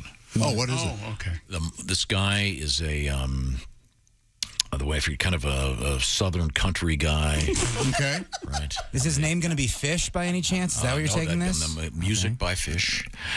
And he gets in trouble with the mob. And Sure. Movie's going to be called Cracker Barrel. There we go. That's where it was. Hence the southern gentleman. If he didn't have that in there, he couldn't justify it. No, he couldn't. He's kind of a redneck. Well, I'm sorry. What's coming up, Christy Lee?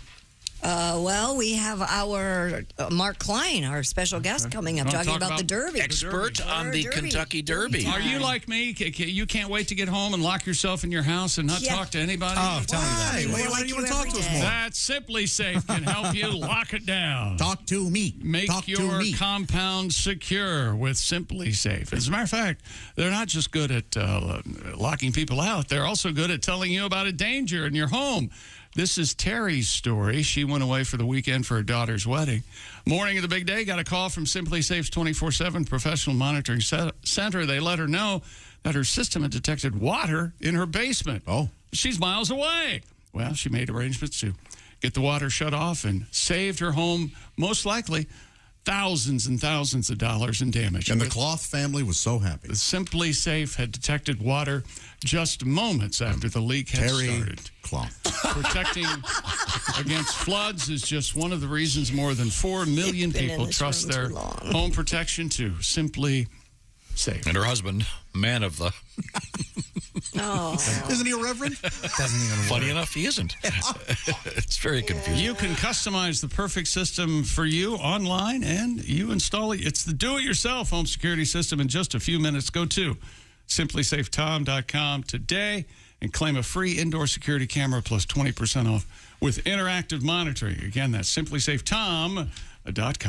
Thank you very much. And I'll tell you what, that thing monitoring your water in your basement and crawl space, very important, because I got the alert. I was on the air, and I found out I was able to send someone over to my house, and they were able to get everything organized. You do not want to have flooding and water damage, so it's nice to get an alert from SimpliSafe. When we come back, we're going to learn about the Kentucky Derby from comedian Mark Klein. This is the Bob and Tom Show. You're listening to Bob and Tom 24/7. Bees are stupid. Them are not stupid. They're stupid. Them are not stupid. They're stupid. Essential Morning Radio. They're stupid. This is Bob and Tom 24/7. 24/7. 24/7. The Bob and Tom Show app, it's on your phone, right? Do you know someone who might like the Bob and Tom Show app? Well, you should tell them it's available and free in the iTunes or Google Play Store. Once they download the Bob and Tom app, they can tune into their local station. Listen to us here on Bob and Tom 24/7. Listen to those Bob and Tom free podcasts they told you about, the Bits and Pieces podcast. This time featuring Josh Arnold as their special guest. Again, you can download those for free. Contact us directly via text or email with just one click through the app. Even set an alarm that'll wake you up with the show. It's the Bob and Tom Show app. Of course you have it, but does your banker have it? Your best friend? What about your wife's friend? Maybe you should talk to her, or maybe you shouldn't. You're listening to Bob and Tom 24/7. Good morning, I'm Mark Allison with things you may have missed on this Thursday, May 5th. Hong Kong reopening beaches and pools and a relaxation of COVID-19 restrictions, while China's capital, Beijing, easing quarantine rules for arrivals from overseas. Hong Kong had closed water sports venues amid an outbreak of the highly transmissible Omicron variant, but has been tailing off restrictions as new case numbers fall. China has maintained its hardline zero COVID approach, but has imposed less onerous restrictions on the capital than in other cities such as Shanghai, where millions placed under strict lockdown. Beijing now requires arrivals from overseas to quarantine at a hotel for 10 days, followed by another week of home isolation. Previous rules required 21 days of isolation, followed by 7 days of regular health reporting. Firefighters have slowed the advance of the largest wildfire in the U.S. as heavy winds relented. The president, Joe Biden, meanwhile, has approved a disaster declaration that brings new financial resources to remote stretches of northern New Mexico devastated by fire. Fire crews in New Mexico sought Wednesday to keep the flames from pushing any closer to the town of Las Vegas and other villages scattered along the blaze's shifting fronts. The fire has burned hundreds of square miles, dozens of homes, and triggered the evacuation of 15,000 homes. The new disaster aid includes grants for temporary housing and home repairs, low-cost loans to cover uninsured property losses. That's a look at things you may have missed. More of the Bob and Tom Show coming up.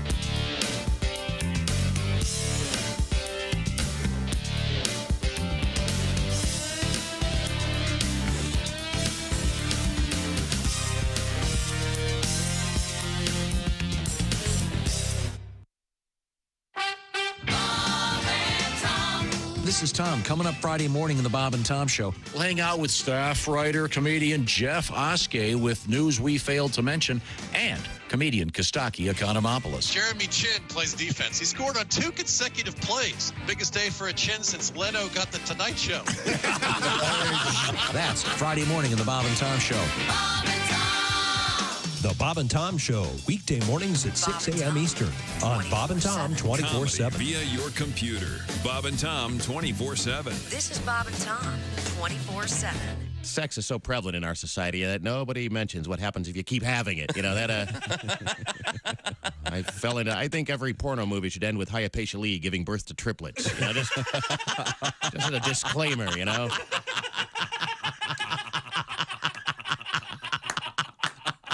So everybody knows, you know, what you're getting, you know. But I'm a stepfather, too. Which I've been for a few years now. And if you're not a step-parent, you know, you don't realize the warmth and rewards that you get for the warm, loving feeling. And it's, I hate you. Okay, here's some more money. You know, you're not like my real dad. You know, that's right. You can find me. You know. So pay attention. Hey, welcome back to the Bob and Tom Show. Christy Lee at the news desk. Having a cup of Joe? I'm actually having a little tea. Oh, that's nice. There's Pat Godwin. Hi, Chick. In the performance room. Oh, yeah. There's Josh Arnold at the IHateStevensinger.com sidekick chair. I'm having a cup of Joe. You sure are. Yeah. With your Foghorn Leghorn coffee mug. Sounds good. That was offensive. There's Ace Cosby manning the track phone hotline hot phone. Kind of hot. Hey. I love that Hendrix song. There's Willie. Cup of Joe? No, Hey Joe, where you going with that Joe in there? Silly. I was working on this radio station one weekend, and someone was introducing a Hendrix song, and they inadvertently said, now it's Jimi Hendrix with Voodoo Chili.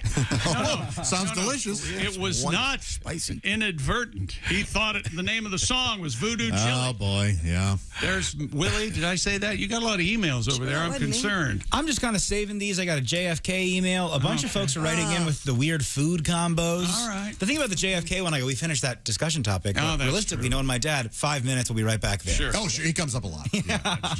Well, it's because of the new law firm that I'm starting, and even though I'm not a qualified attorney, I hung around enough of them that right. they've got a wing named after the law firm. And much like the bullet that took him out, JFK is always top of mind. I'll be defending you in court for my new the law firm of Zapruder and Zapruder. No. I think I might. So. I want to say something real quick about our good friend Kostaki Economopoulos. He's going to be tonight. Yeah. Am I getting this right? At the American Legion in Martinsville, Indiana. He'll be making fun of your favorite football team. Cool. He's also a great stand-up. Then tomorrow night, he's at the Legion in Lebanon, Indiana, and then in Plainfield Saturday at the Eagles Lodge. Cool. A lot of fun places. In the meantime, Willie, along with the great Larry Reeb, is at the Ambiance in Quincy, Illinois, Saturday night. All right. I will put this... what is the word I'm looking for? know. Disclaimer, word of warning. Larry is tremendous. He's also not for everybody. Okay? So I get a little blue. Yeah, so if your Aunt Florence gets upset... well, she should have a sense of humor if she's Aunt Flo. Yeah, okay, there you go. Joke. And Willie, Illinois. Are you suggesting that I'm going to partake in the reefer, the dad grass, the good? Oh, yeah. A little bit of that worry be gone. I might have a good time out there. Might check out the vapes and salves they have to offer. And on Saturday... Mr. Pat Godwin. I thought you were making fun of me. You're worried about yourself. Trying to get it in there. Mr. Pat Godwin will be at the Astra Theater in Jasper, Indiana, with Jeff Oskey. Jasper? And on Saturday, May 21st. And now we're going that deep? Wow, okay. Can I tell you where I'm going to be in the next 6 weeks? Ilion, New York, Willie G. at Catch-A-Tours. Catch-A-Tour? Saturday, May 21st. That'll be a great show. Yeah, Where's that? It's in Ilion, New York. That'll be a fun road trip for Willie and I, too. Yeah, that will be fun. Which one of us will survive? Oh, it's going to be so fun. I'm bringing a little audio recorder. We're going to do a podcast about the Marvel comic book movies and how we can compare them to the comic books. Josh, I know you're not a fan, but I'm going to make you one, buddy. That sounds like a great time for you, Josh. Don't you like riding in the car by yourself, Josh? Love it. Love Me it. too. Playing Willie music, and I will have some singing laughs. Come songs. on. There's nothing like having a little puppy loose in your car. When you go by yourself, when you drive it, do you typically have a like a urinal device? Do you have like a big? No, it's called a truck stop. Yeah, I stop. Oh, you do stop. Yeah, because you famously drink from that big barrel of water every day while you're on the air. Yeah. It's what is that, like a gallon and a half? Do you? So you don't just have like a wide mouth Gatorade bottle? No, I'll pull over. You will pull over. Yeah. Hey, Ace wants to say something. Coordination-wise, I've never done it. Can you do that, release yourself, and still drive? Here's the thing. Yes, you can. But what I learned after doing it a few times, Pat, I don't know if you learned this as well. I know what you're going to say. Is that there's a false sense of being finished when you're sitting. Yeah. And then when you stand, all of a sudden, like another few ounces comes out. And you've got to arc it over the console to get it into the jar. So you keep your... What I do is yours is in the passenger I put it in the back. I put mine in the back. Is that right? When we say that you're over the shoulder? Yeah. I have to. It's probably best if you have some wet wipes in the car. Sure, yeah. And an extra pair of underpants and pants. And so you're still driving while you're doing It's this. really unsafe That's the and only impossible. point. That's the only reason to do it. You're making good time. Right. Well, or there's no bathrooms around, so you could pull over to the side of the road. Sure. Well, you don't want to do that. You don't. Jeff Bridges in Crazy Heart. He pees in the jugs. Yeah. Oh, Okay. That's a great memory. Okay, thank you very much. We're going to head back to the news desk with Christy Lee. Christy, have we missed anything? A woman's been reunited with her taxidermy rat 8 months after losing it at an airport. Oh, thank goodness. KSL TV News about rats reports the staff at Salt Lake City International had discovered the stuffed rat and placed it among the other items in its lost and found. Instead of just throwing it away. No caffeine, but we got rats. Why would you stuff a rat? After the station reported about the rat, which had become the department's unofficial mascot, You stuffed rat. the owner came forward. Back in August, Carrie Poulsen had taken a taxidermy class in New York, but she lost her rat during her trip home to Utah. After the report, how do you do that?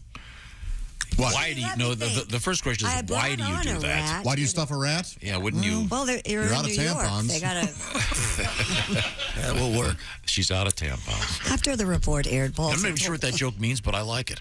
Oh, you know what it means. You know, you got the tail there. Yeah, looks like a string. After the report aired, Poulsen told the station, quote, "My husband called and he said, you're not going to believe it. You know that rat You you've wacky been mourning?"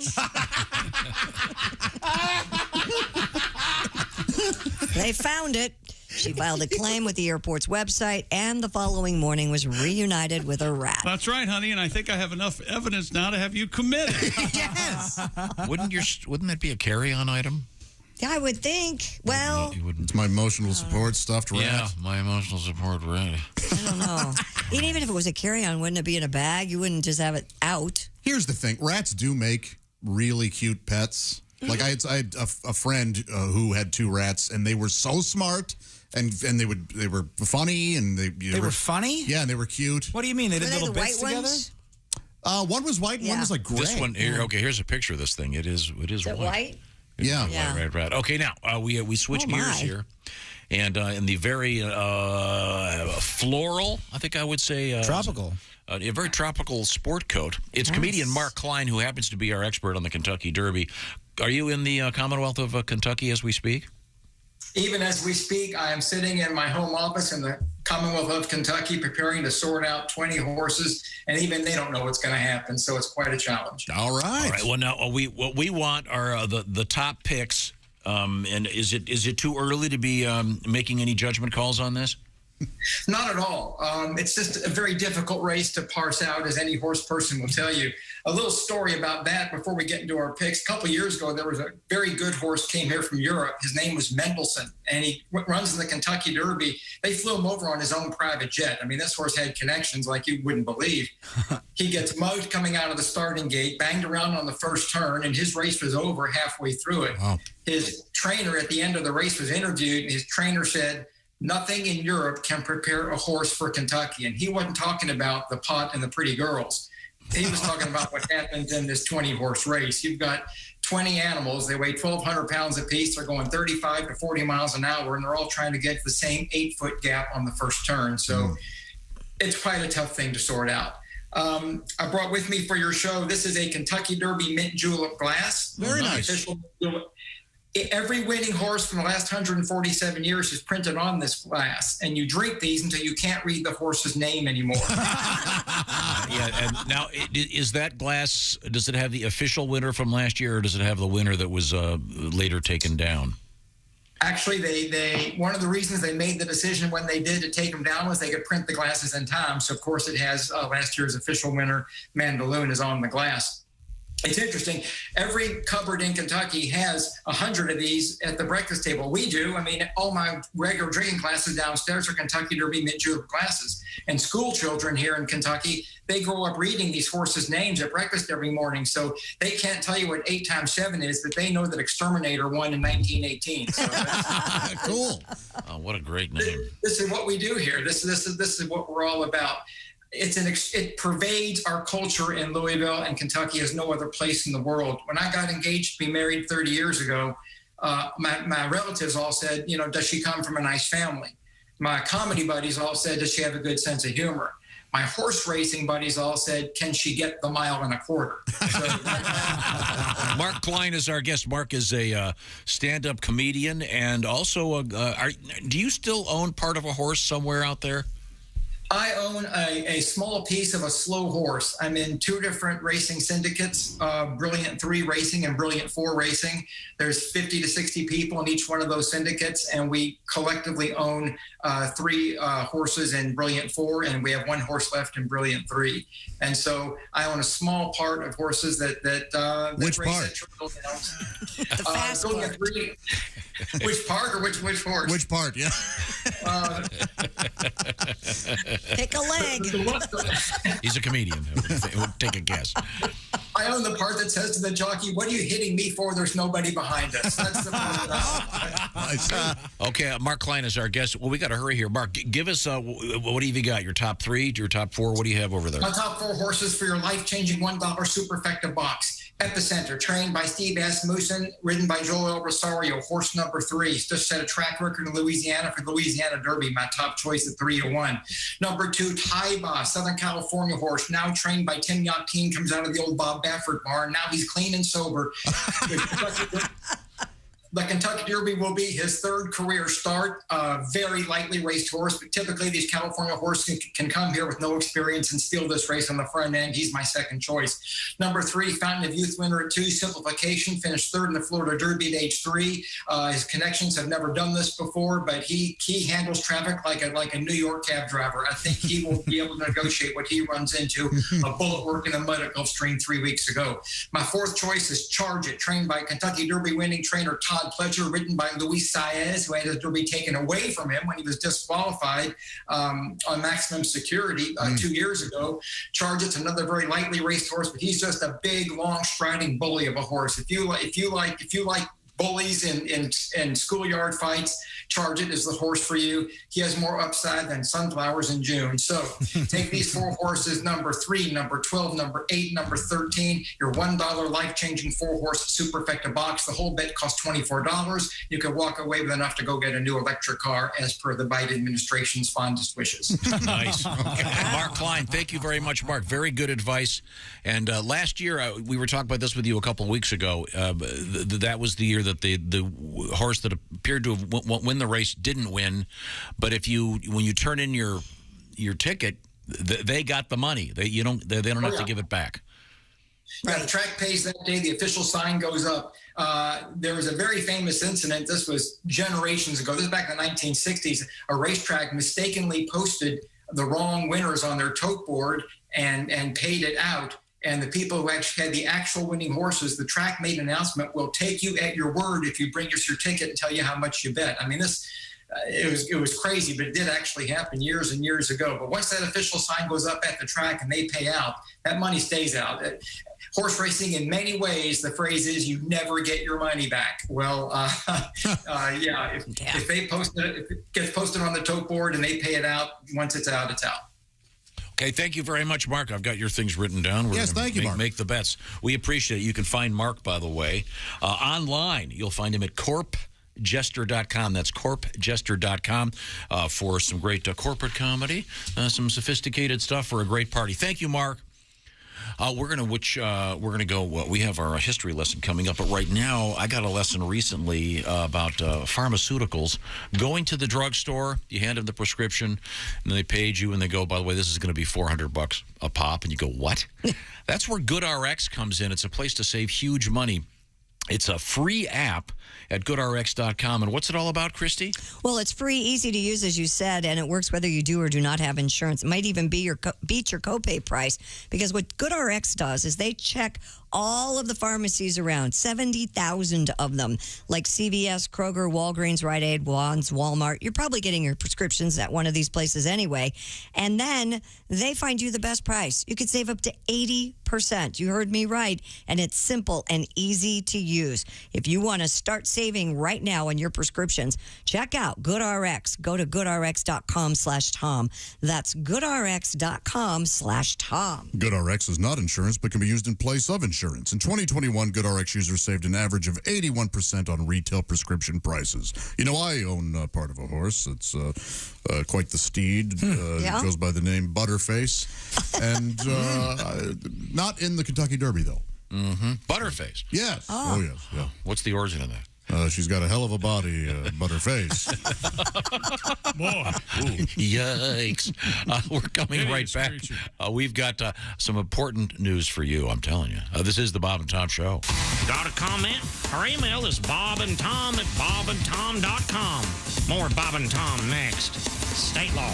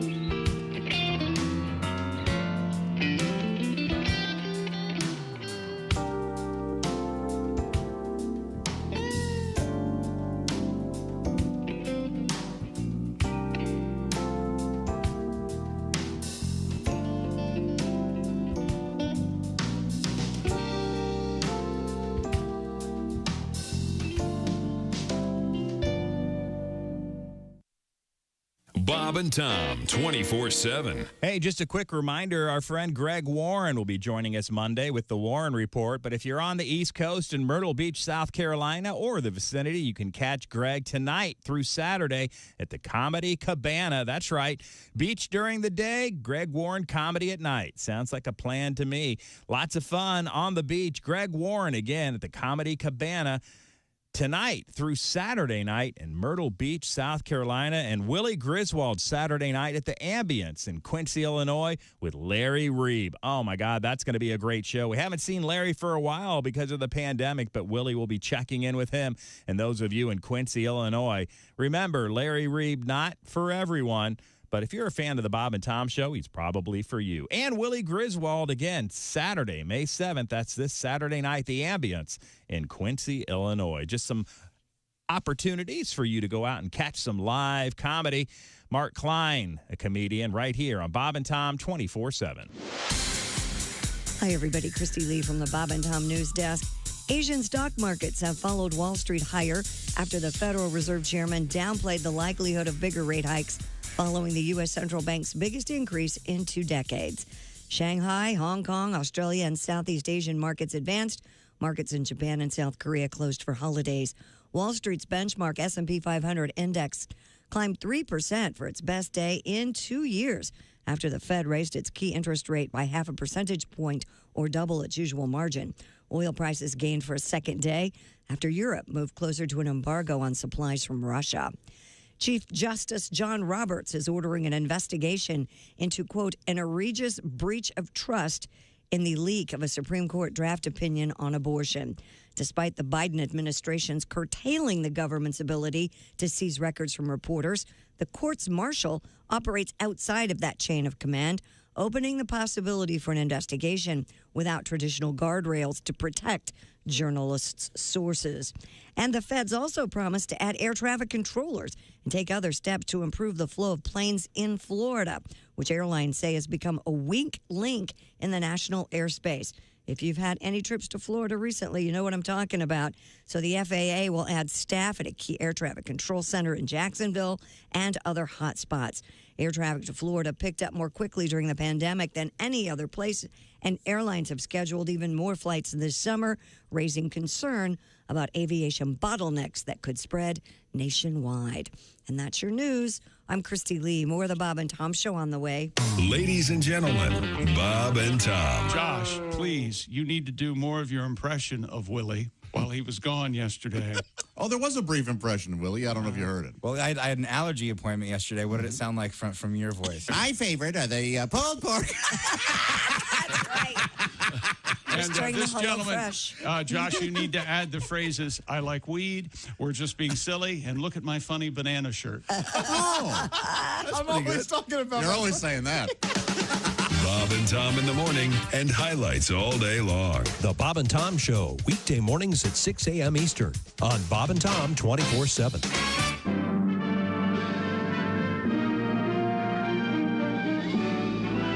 Spanning the globe to bring you the constant variety of curvy cleavage on display. The thrill of victory and the agony of defeat. Don't touch those. Sorry. The human drama of curvy cleavage on display. This is The Bob and Tom Show. No shoes, no shirt, no talent. Yours truly, Artie Whiskey, frontier golfer with another true tale from the Old West. Really. As you know, I'm quite the avid golfer. I go out just about every day and play 18. One afternoon, I decided to head on home after 9 holes. Well, much to my surprise, I mosey up to my house and I see another buggy in the driveway. Mm-hmm. Well, I kind of sneak in the house and I find my wife in bed with another fella. I was rather upset. I can see that. I grabbed the guy, got him in a headlock, dragged him down into the garage, grabbed him by the manhood, stuck it in a vise, and squeezed it real tight. Uh-huh. He started screaming, "Oh, Artie, you're not going to cut it off, are you?" I said, "No, you are. I'm going to set the garage on fire."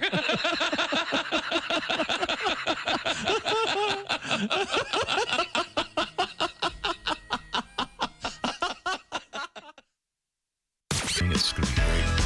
Hey, welcome back to the Bob and Tom Show. Christy Lee at the news desk. Pat Godwin in the performance room. I'm here. Christy's making her Kentucky Derby bet. There's Josh Arnold at the IHateStevensinger.com sidekick chair. Hi. There's Ace Cosby at the track phone hotline hot phone. It's Willie Griswold. It is going to be rainy in Coots, Indiana today. Oh, How do you spell that? Kouts. Coots. You sure it's a long U? There we go. Counts. I'm Chick. Here's Tom. Inside radio, Christy has been really focused the last 10 minutes on her Kentucky Derby picks. Yeah, I have. I didn't realize that the position that you start in, your post position, really affects how you're going to finish the race. Absolutely. And it's determined by a draw, apparently. So we'll find blind out draw. We'll find out more tomorrow. But right now, I think it's time for something very important. We've been doing a lot of frivolous stuff here today, taking serious topics and disrespecting them. But it's time now to kind of get serious and sober. Who's that sexy man with a deep voice? It's Cosby. Here he is with his joke of the day. Cinco de Mayo, baby. I'm having lunch today with Pac-Man. Oh, really? One Mexican, of course. You know what he always has on his nachos? What? Guacamole. That's fun. That's a fun one to tell. I'm just glad I was here to see him say guacamole. That's my favorite joke you've ever told, Ace. Is that right? And I do want some guacamole. Oh, my gosh. Time now to review a little bit of a history lesson. This is very important. Time now for Today in History. Here's Tom. Hey, Ace, do you know what Pac-Man says when all the nachos are gone? What?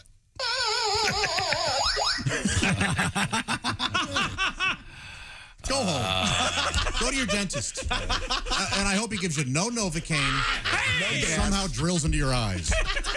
Why would he do that? He slips. It's time now for let's do some happy birthdays, shall we? Yes. Oh, there's one that's popular in Washington, D.C. It's Karl Marx's birthday today. Twitter's going to have a lot of fun celebrating that. Sort of the lesser Marx brother. The Marx brothers' dad. Right? I liked his early stuff. Oh, God. Oh, yeah, what was it? Marky Marx and the Funky Bunch. What was that the name of the band? Yes. Let's see. Karl Marx and the Funky Happy Bunch. birthday to 1943, Michael Palin of Monty Python. One of my absolute favorite human beings. This is important. I've always wanted to do this. Happy birthday, 1988, the great singer Adele. And as you know, she had a real big deal. She's single now. Mm-hmm. And very sad songs about the breakup and everything. Mm-hmm. Did you see that she went on Farmers Only? No, Is I that didn't. right? Yeah. So now Oh, you can now I wonder you what can get. I wonder what this could be. You can get the farmer and Adele. Yeah. Boy. As, Hi-ho, there we are. Do guacamole again. Yeah, I love that joke. This is what happens Can't when you wait let to him have get the away with the rest of the morning. You're right. Where we arrive at. Okay, Yes. Christy, pronounce this for me. Ready? Nope. Are you still working on your bed over there? Yeah, man, I'm looking at this. Go ahead. Okay. Here we go. PYOTR. PYOTR. That's a first name. What do you think it is? Oh, I'll give you a hit. 1891 Carnegie Hall. yeah. PYOTR? Yeah. It's Peter, right? Yes. Peter? Yeah. Peter Tchaikovsky. Ilyich. Peter Endevov. Wasn't called Carnegie Hall yet, though. It Tchaikovsky. was just called Music Hall. Did you know that? I didn't know that. there? How do you Practice, get Peter practice, out of practice. PYOTR? 1941, Coco Chanel releases Chanel number 5. Yes. Did you know that there wasn't a 1, 2, 3, or 4? Yeah, really? It's just a scam. Much like Lou Bega's Mambo number 5. You can still get it, too. It's still out there. Yeah. Chanel number 2, pungent. Smelled like Prefer the Chanel Coco? Earthy? Was it earthy? 1961, the great Alan Shepard, the first American in space. Hello, Mata. That we know. Hello, Fada. Isn't that Alan Shepard? That's Alan Sherman. Oh. The great singer. Official first American in space. The great singer. Oh, I love him. I love Alan Sherman. Of course, one of the great songs of all time. Hello, Mata. Sorry, guys. That was my bad. Way to go, John. His album, My Son the Folk Singer. Yeah, sure. Oh, really? Members of Hadassah. Isn't that My neat? Zelda. Great stuff. Great stuff. 2017, Anna Wintour was made a dame by Queen Elizabeth. I wonder if she wore her ridiculous sunglasses to that Probably. gig. Okay. Let's see. So that was her third award. That one started with a D. The previous one started with a C. That's funny. Right. Christy, are you making your bets? Yeah, I'm looking at Epicenter and White Abarrio really strongly. Hi-ho, the Barrio. Abarrio. We Barrio. It's probably a barrio. Time now. What about Generous Rimmer? How do you think he'll... What we don't see his name on We it. learned on the show today. That can't be real. Happy Cinco de Mayo. Thank you. How about that? Or as I called it, Farto de Mayo. Funny stuff. Good. I enjoyed it. Cinco de Mayo. No, it's fine. Cinco de Farts, I think is what you said. Or Cinco de Fardo. Cinco, 5 farts, right? The 5 Mr. Fister, we were told that Mr. Fister works radar at Cape Canaveral. We're so excited. There's someone named Mr. Fister who's just been a big promotion there by NASA. Who? Mr. Fister. Oh, okay. Has it already been taken? Yeah. Cowboys, by popular demand. Cowboys owner Jerry Jones was involved in a car accident. He's okay now. Fortunately, we talked to his lawyer this morning.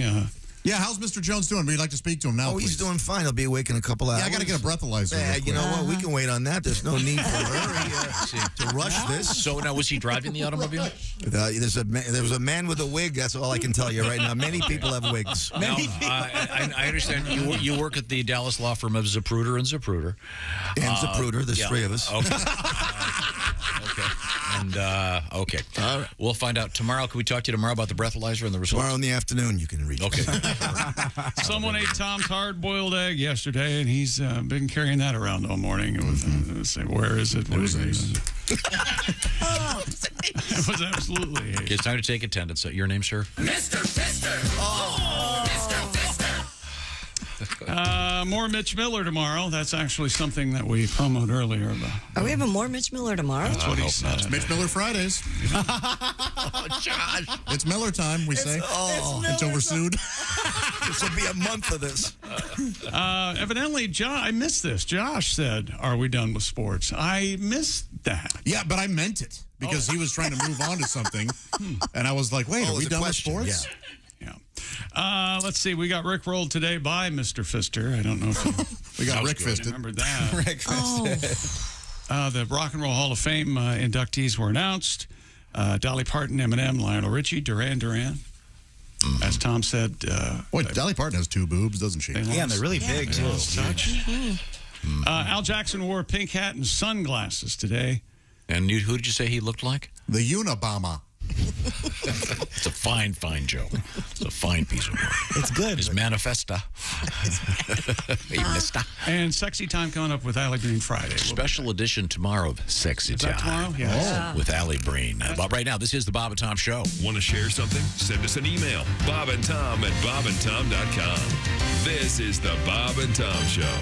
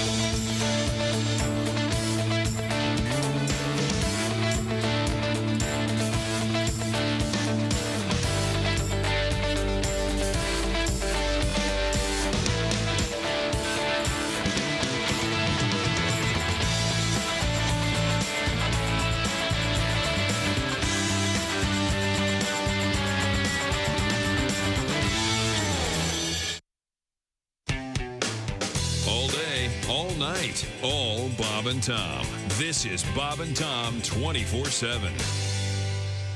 Hope you have a great Cinco de Mayo. Make sure you're careful, safe. If you're drinking, make sure you get a driver. We want to see you back here tomorrow morning. We love our Bob and Tom listeners, so be careful out there, won't you? And thanks so much for Al Jackson and Mark Klein for joining us today. Coming up on Friday, as I mentioned earlier, a special edition of Allie Breen's Sexy Time. Coming up, Dear Allie, on Friday in the 9 o'clock hour. Also, comedian Kostaki Economopoulos will be checking in as we go over the recent NFL draft to get you set for the upcoming season. He is our NFL correspondent, Kostaki.com for more information. And let's not forget comedian and staff member Jeff Oskey with the news you failed to mention before he hits the road, going to the Astra Theater Saturday night in Jasper, Indiana, with our own Pat Godwin at Jeff Oskey or patgodwin.com for tickets and information about that show. Again, we'll see you later. Hope you have a great afternoon. Again, if you're drinking and driving, don't drink and drive. Drink and get an Uber. Do whatever you have to do. Call a cab. We want you back here listening on Friday morning. Be careful out there. Happy Cinco de Mayo, and we'll see you back here Friday morning with Jeff Oskey, Kostaki Economopoulos, and Sexy Time. Allie Breen. I'm Chick McGee with your Bob and Tom Sports Update. Miami Heat take a 2-game-to-none lead in their second-round series, beating Philly last night.